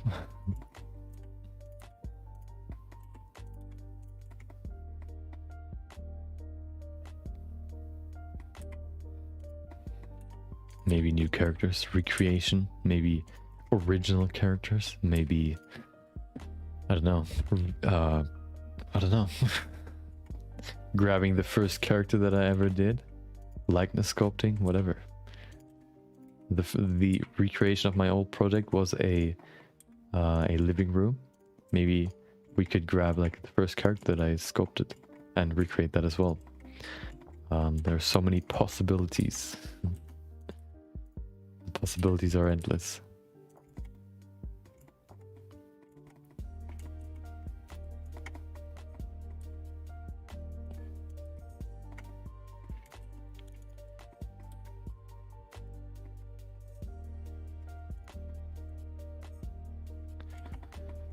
Okay, how many do we need? 1, 2, 3, 4, 5.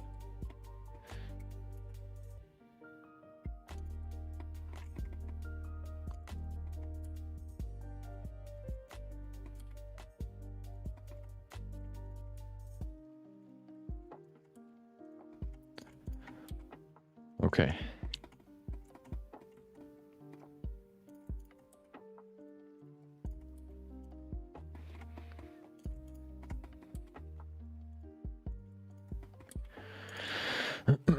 Almost done with the outline, so we can use grid fill, and then we'll be done with this part, so we can then go into the last part, or the second to last part. How many do we need? I guess 5. Let's put it 5.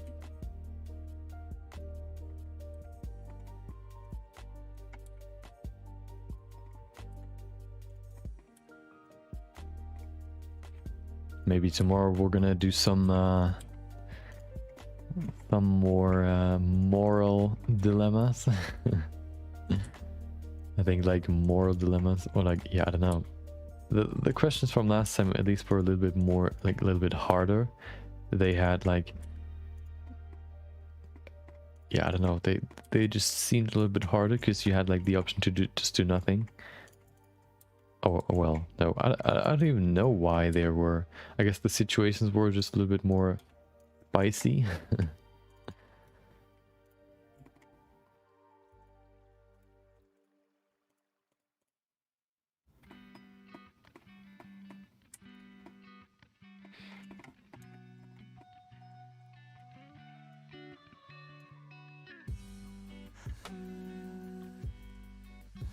Do you mean the first stream on my live channel?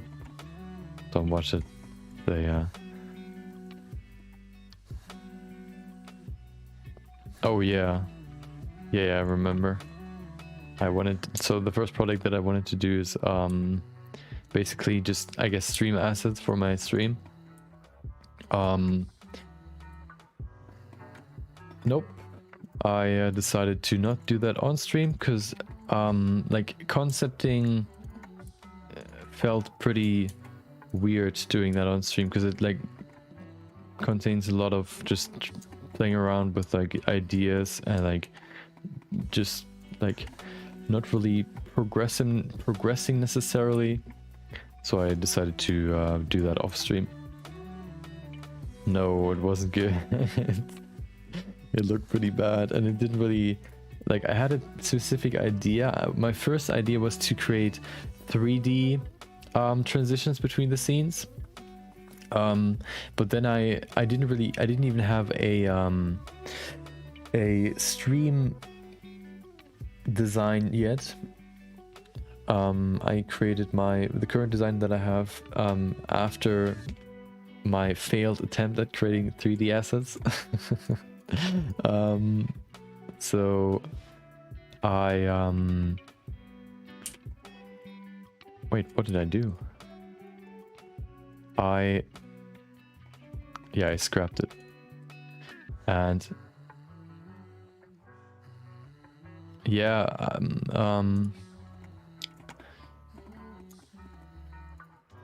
I don't know. I like it more when like I think of live streams more like, at least I think of live streams more like shows, especially when like I only stream for 4 hours, for example.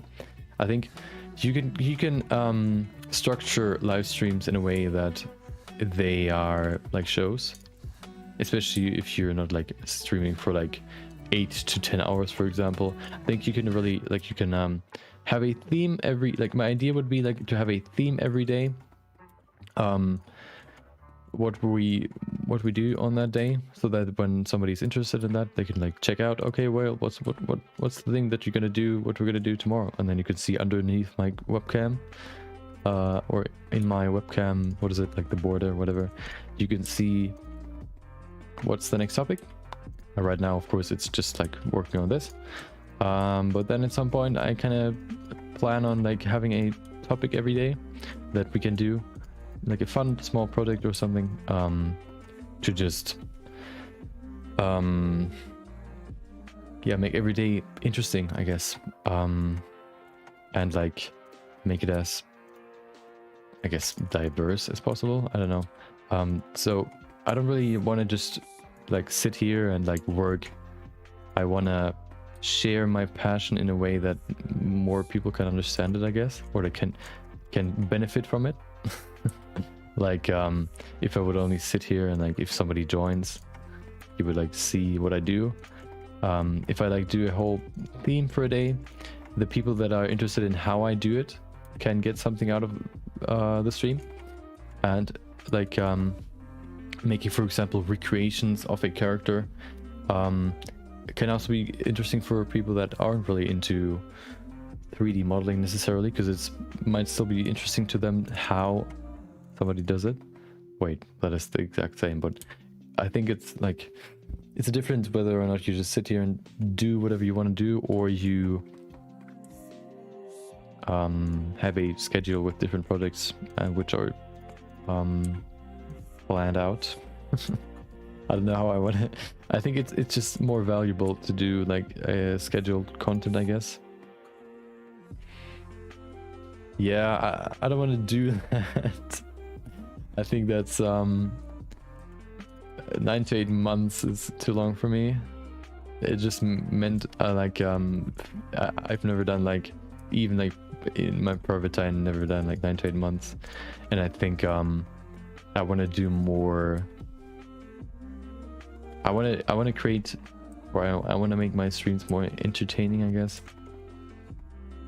So yeah, those are my current plans. What is going on here? Something's wrong. Oh, there it is.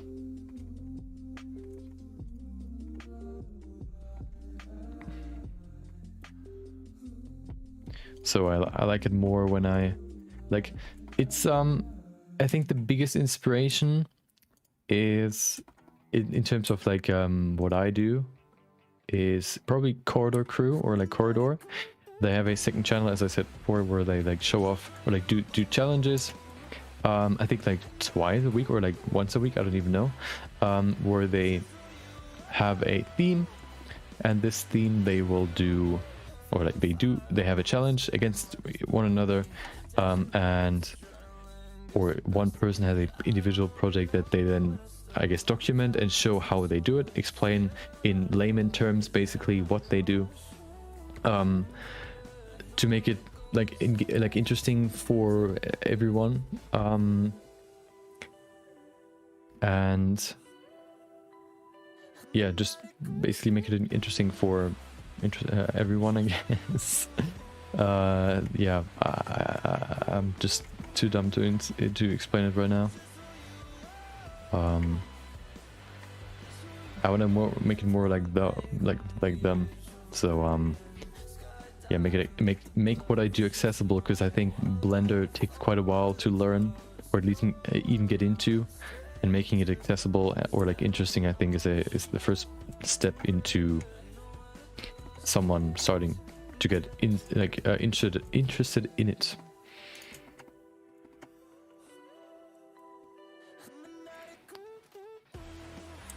And I think Corridor does a good job in not only explaining what they do, but also having like a cool project in the end, like cool ideas, creative ideas, that they can show off in the end. So it's not only like technically interesting for someone that is like interested in the topic, but also interesting for someone that is just interested, like that thinks the premise is like cool.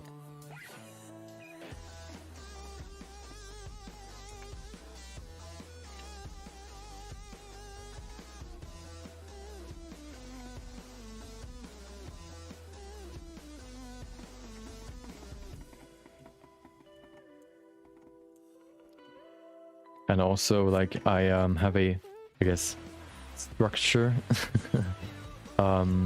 content structure, where I base, or like, I have a video channel where I grab different sections, or like different,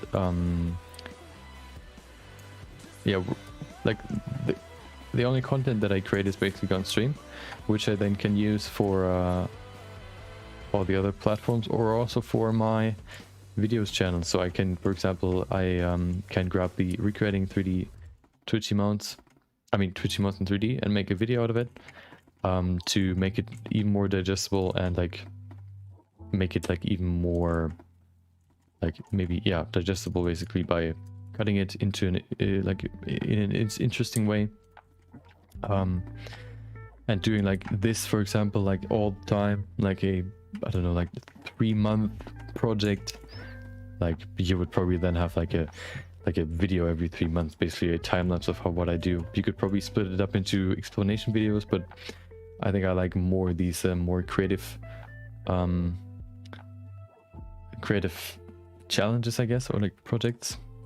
I have 3 right now. One for live streams, so this one for the quick sketches, basically they're just the archive of time lapses and then a video channel. My current, I guess, structure is I stream Monday through Thursday, every day, or yeah, every day I edit or like make a time lapse out of the quick sketch from last day, and then on weekends I edit I plan on editing a video for the video channel. Maybe even do some shorts for the live stream channel that I could upload there. Yeah, that's basically what I do. And then what I do is I make a time lapse of everything that I do for YouTube that is roughly like 5 minutes. Then I can cut that down for LinkedIn into a shorter time lapse that is like cut together, that is like a minute or like even just 30 minutes long, and then I can use that for TikTok as well. Just have to switch it to mobile view, and then I can use the same for Instagram Reels as well. So I can post the video, I mean the quick sketch, and then I can use the time lapse also as well. Basically the main pillar is the stream, and everything else like comes from there.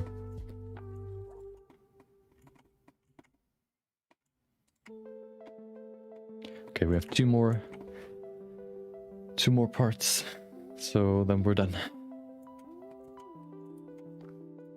Oh.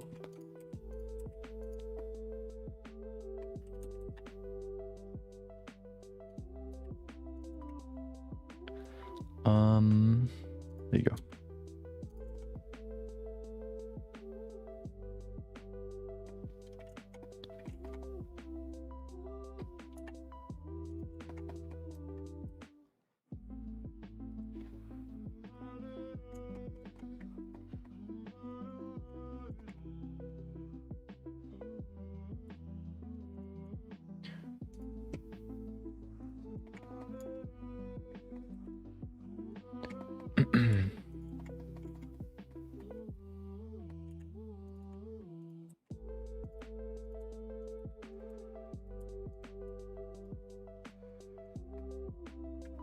Okay, so let's do the ring first, and then we can do the little elbow thingy.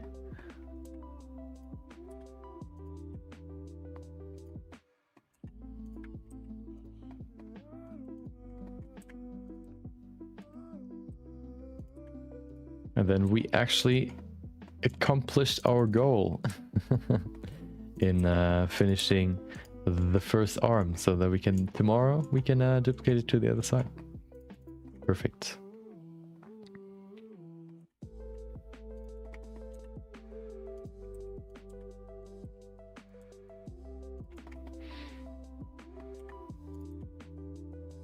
Yeah, I didn't wanna put everything on one channel. I think that's just too much, so I just decided to split it up, like uploading, for example, streaming 4 times a week, and then even uploading a time lapse as well, and then maybe even a edited video. I think that's just too much, so I decided to split it up.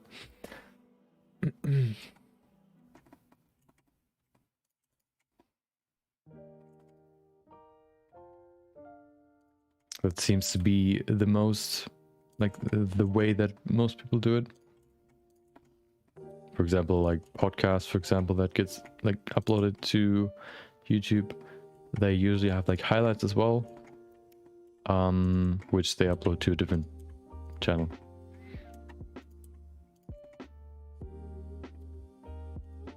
Which is usually like a blah blah blah clips, for example.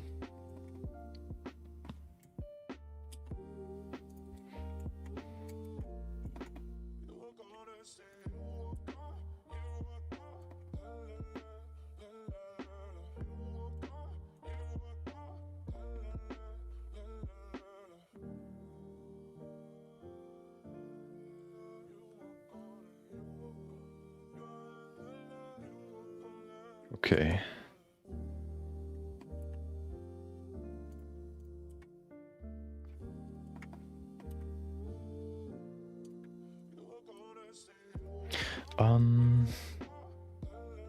So we need 3 cuts right here. No, 2 cuts. There you go. Wait, where's my... There it is.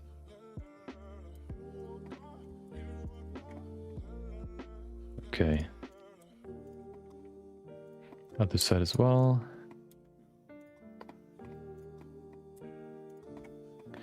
And then combine. There you go, perfect. Let's copy the settings. There you go. Now we have to adjust them a little bit. Hold on. Wait, is it? Wait, what? Oh, I think it's like too small. Wait, what? It's on the inside. Oh, there it is. Oh, okay, hold on. Okay, let's this needs a little bit more fixing, but shouldn't be too bad, so let's just do it. It's, I think the surface, the outer, like the surface of the lower, I guess, surface, like the upper arm is just too thin, so it like goes through the geometry.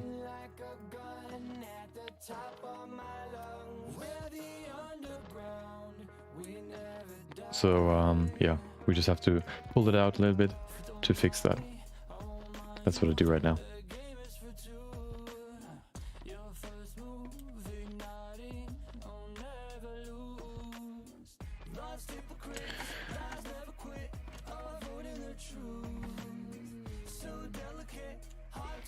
Oh god, that is... I don't know, why is it so... so,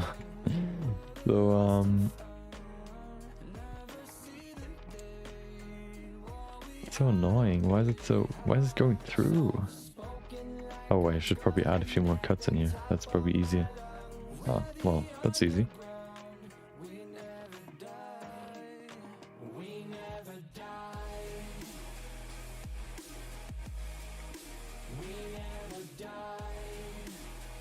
Okay. Well, that helps as well. Well, now I know the solution. Perfect. You never stop learning.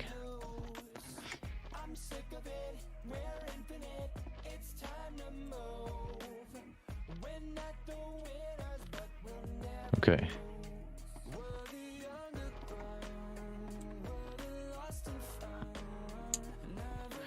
Okay, other side, and then we have only one thing left. Only one shape.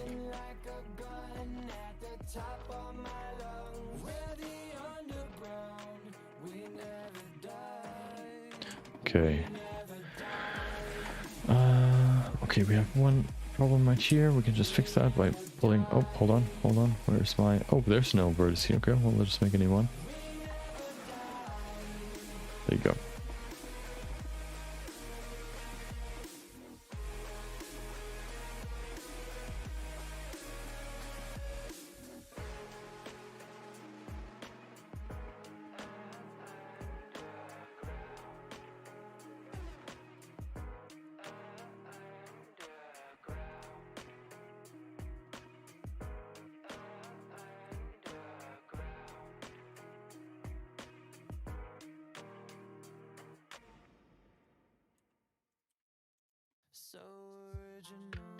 Okay, so perfect. Oh no, we have a problem right here.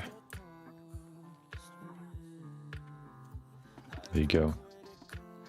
Let's make these edges a little bit pointier. Well, that doesn't... Oh, it does work. Okay. Not fully pointy. That looks too weird. Too unnatural. It should look organic, so we can make it like fully pointy. It has to be like smooth. A little bit at least. Okay, perfect.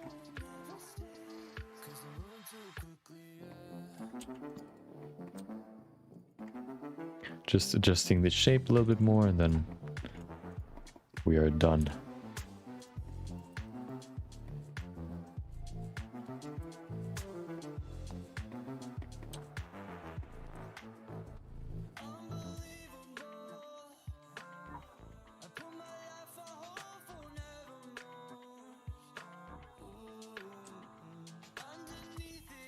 Oh, okay.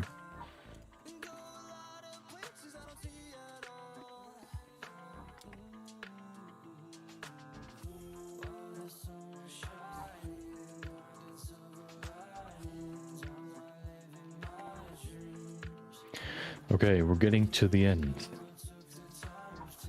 Perfectly in time. Oh, we have to do one more thing, of course. We have to do one more shape, but that's pretty simple, so shouldn't take too long.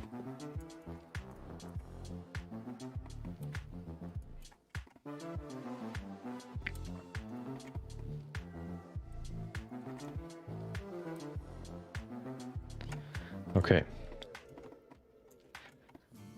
Yeah, I think that looks pretty cool. So one more thing, the elbow. Although, should we even add one? Because then, like, if you would theoretically, like, straighten your arm, you would have this nice socket where this shape could fit into. So I think I'm gonna just leave it like that. I like it.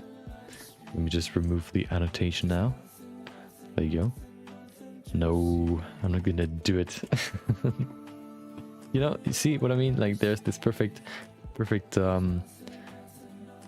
socket, I guess, or hole, whatever you want to call it, to stay on there, I guess. Like, hold on, let me see if I can simulate it. Come on, give me everything. Okay. So, zip. So, if you would rotate this, let me just line it up. Okay. You can see. Oh, well, hold on. Okay, well, never mind. Okay, let's put something in there. Why is it so thin?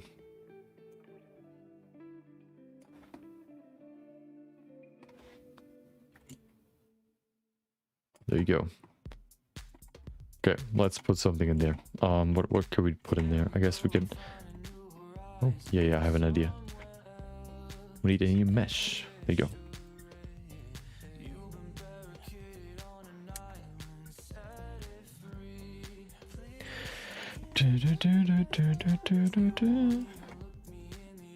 Okay. Let's do this. Oh, we have to be smaller first.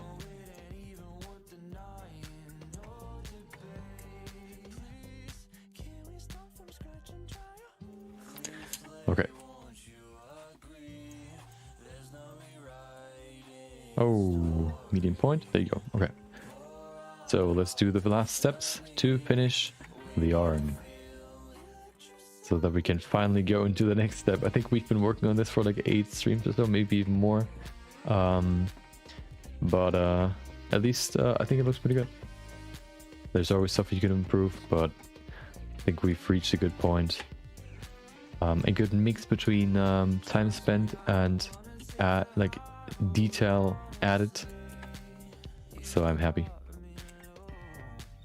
It's also like, this was also one of the projects that I wanted to do because I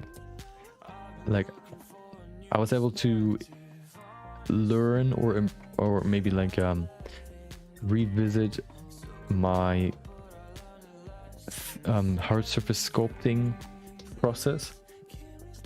I don't really have a good process on how I could make these, I guess, organic. Like, for example, how I could make this arm without making a sculpt first and then like modeling over it. I don't know if there's a better way to do it, probably, but I would probably have to look a little bit more into hard surface sculpting to figure that out. Maybe we'll do that at some point. Maybe, oh yeah, one of the projects that I had in mind as well is like modeling a car.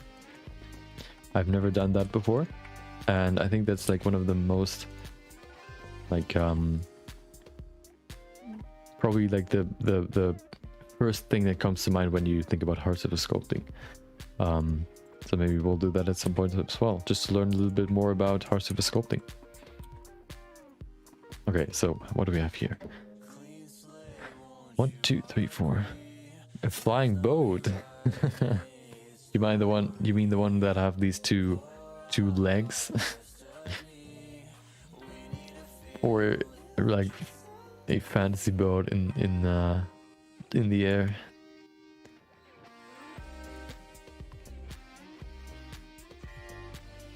Oh, perfect.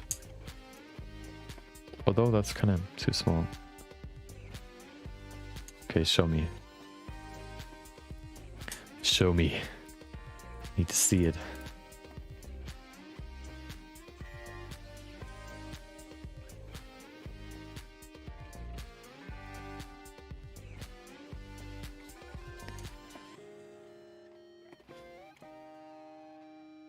Okay. That looks pretty good. Okay, perfect.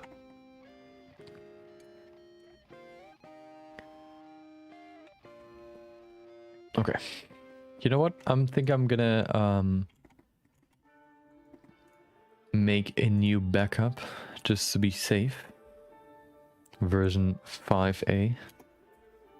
There you go. Perfect.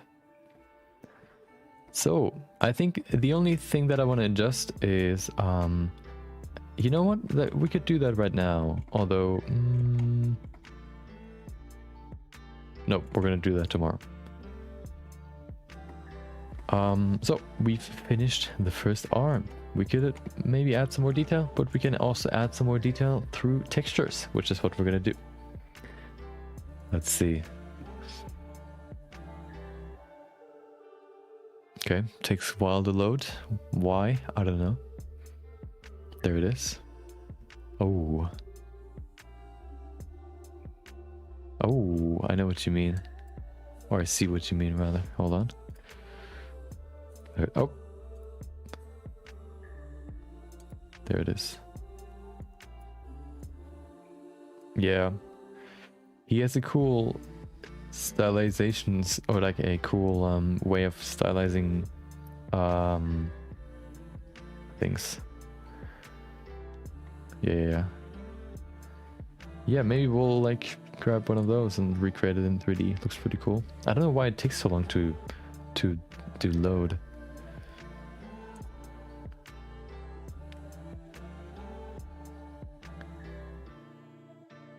Yeah, that looks really cool. I mean, of course it's not realistic, but that's not the point. So yeah, maybe we'll look into that. But first we have to finish the model or this piece. So we're gonna do that first, and then we can do something else. Yeah, we finished the first arm. Tomorrow we will duplicate it to the other side. Let's see it in rendered view to make it look even better. Not this weird color. Let me see it. There you go. Look at that. If we're gonna add some more colors to distinguish the muscles, for example, from the rest, it'll look even better. You can see we've added some muscles to fill the gap. We can see some tendons right there. I thought about maybe adding some bands that hold the tendons in place, but I think that is too much detail that we are not going to see anyway. And I also filled in the space between the fingers with some muscles, just to make it like, yeah, make it look less empty. There's still a little bit of like empty space in the middle, but I think that's not as visible as it was in these parts. So that's why I didn't add something in there. That's the whole arm. Oh, well, let's see the whole sculpt. Hold on. Oh, there it is. Okay, now you can see what it looks like. So tomorrow we'll duplicate this to the other side. We will probably also, I want to make this a little bit wider, but we can do that tomorrow. We're going to duplicate this to the other side so that she has both arms mechanically. It'll probably take the whole, day to pose everything in this pose, basically. And once we're done with that, we can go into the next step, which is probably, I don't even know. We're gonna look into that once we're done. Oh, we have to extend the upper arm for this. Like, we have to include the shoulder, because if you remove all of that, that is, oh, takes a while to load. There it is. That's what it looks without, or like, yeah, that's what it looks in real life. So yeah, we're gonna add the arm tomorrow to the other side, and then we have both arms, and then we can do we can yeah, finally do something else than modeling. The model is basically done then. The only thing that we have to do, or that I have to do, is retopologize her. I also have to add her her chest, which is TOS unfriendly, so I have to do that off stream, retopologize it, and then we can go into shading. So it's probably not going to take too long anymore, but yeah, that's what we're going to do tomorrow. We're going to copy the arm, and then yeah, maybe we'll even, yeah, I don't know. Hold on. What is it? Windows dot.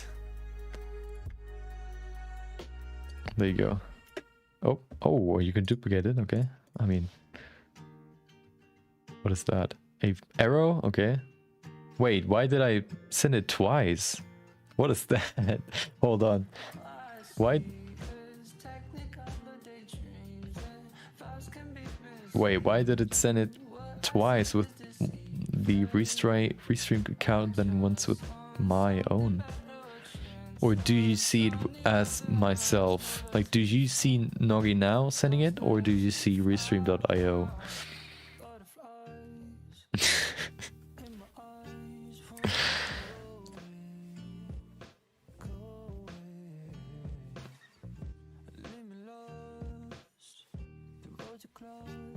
Okay.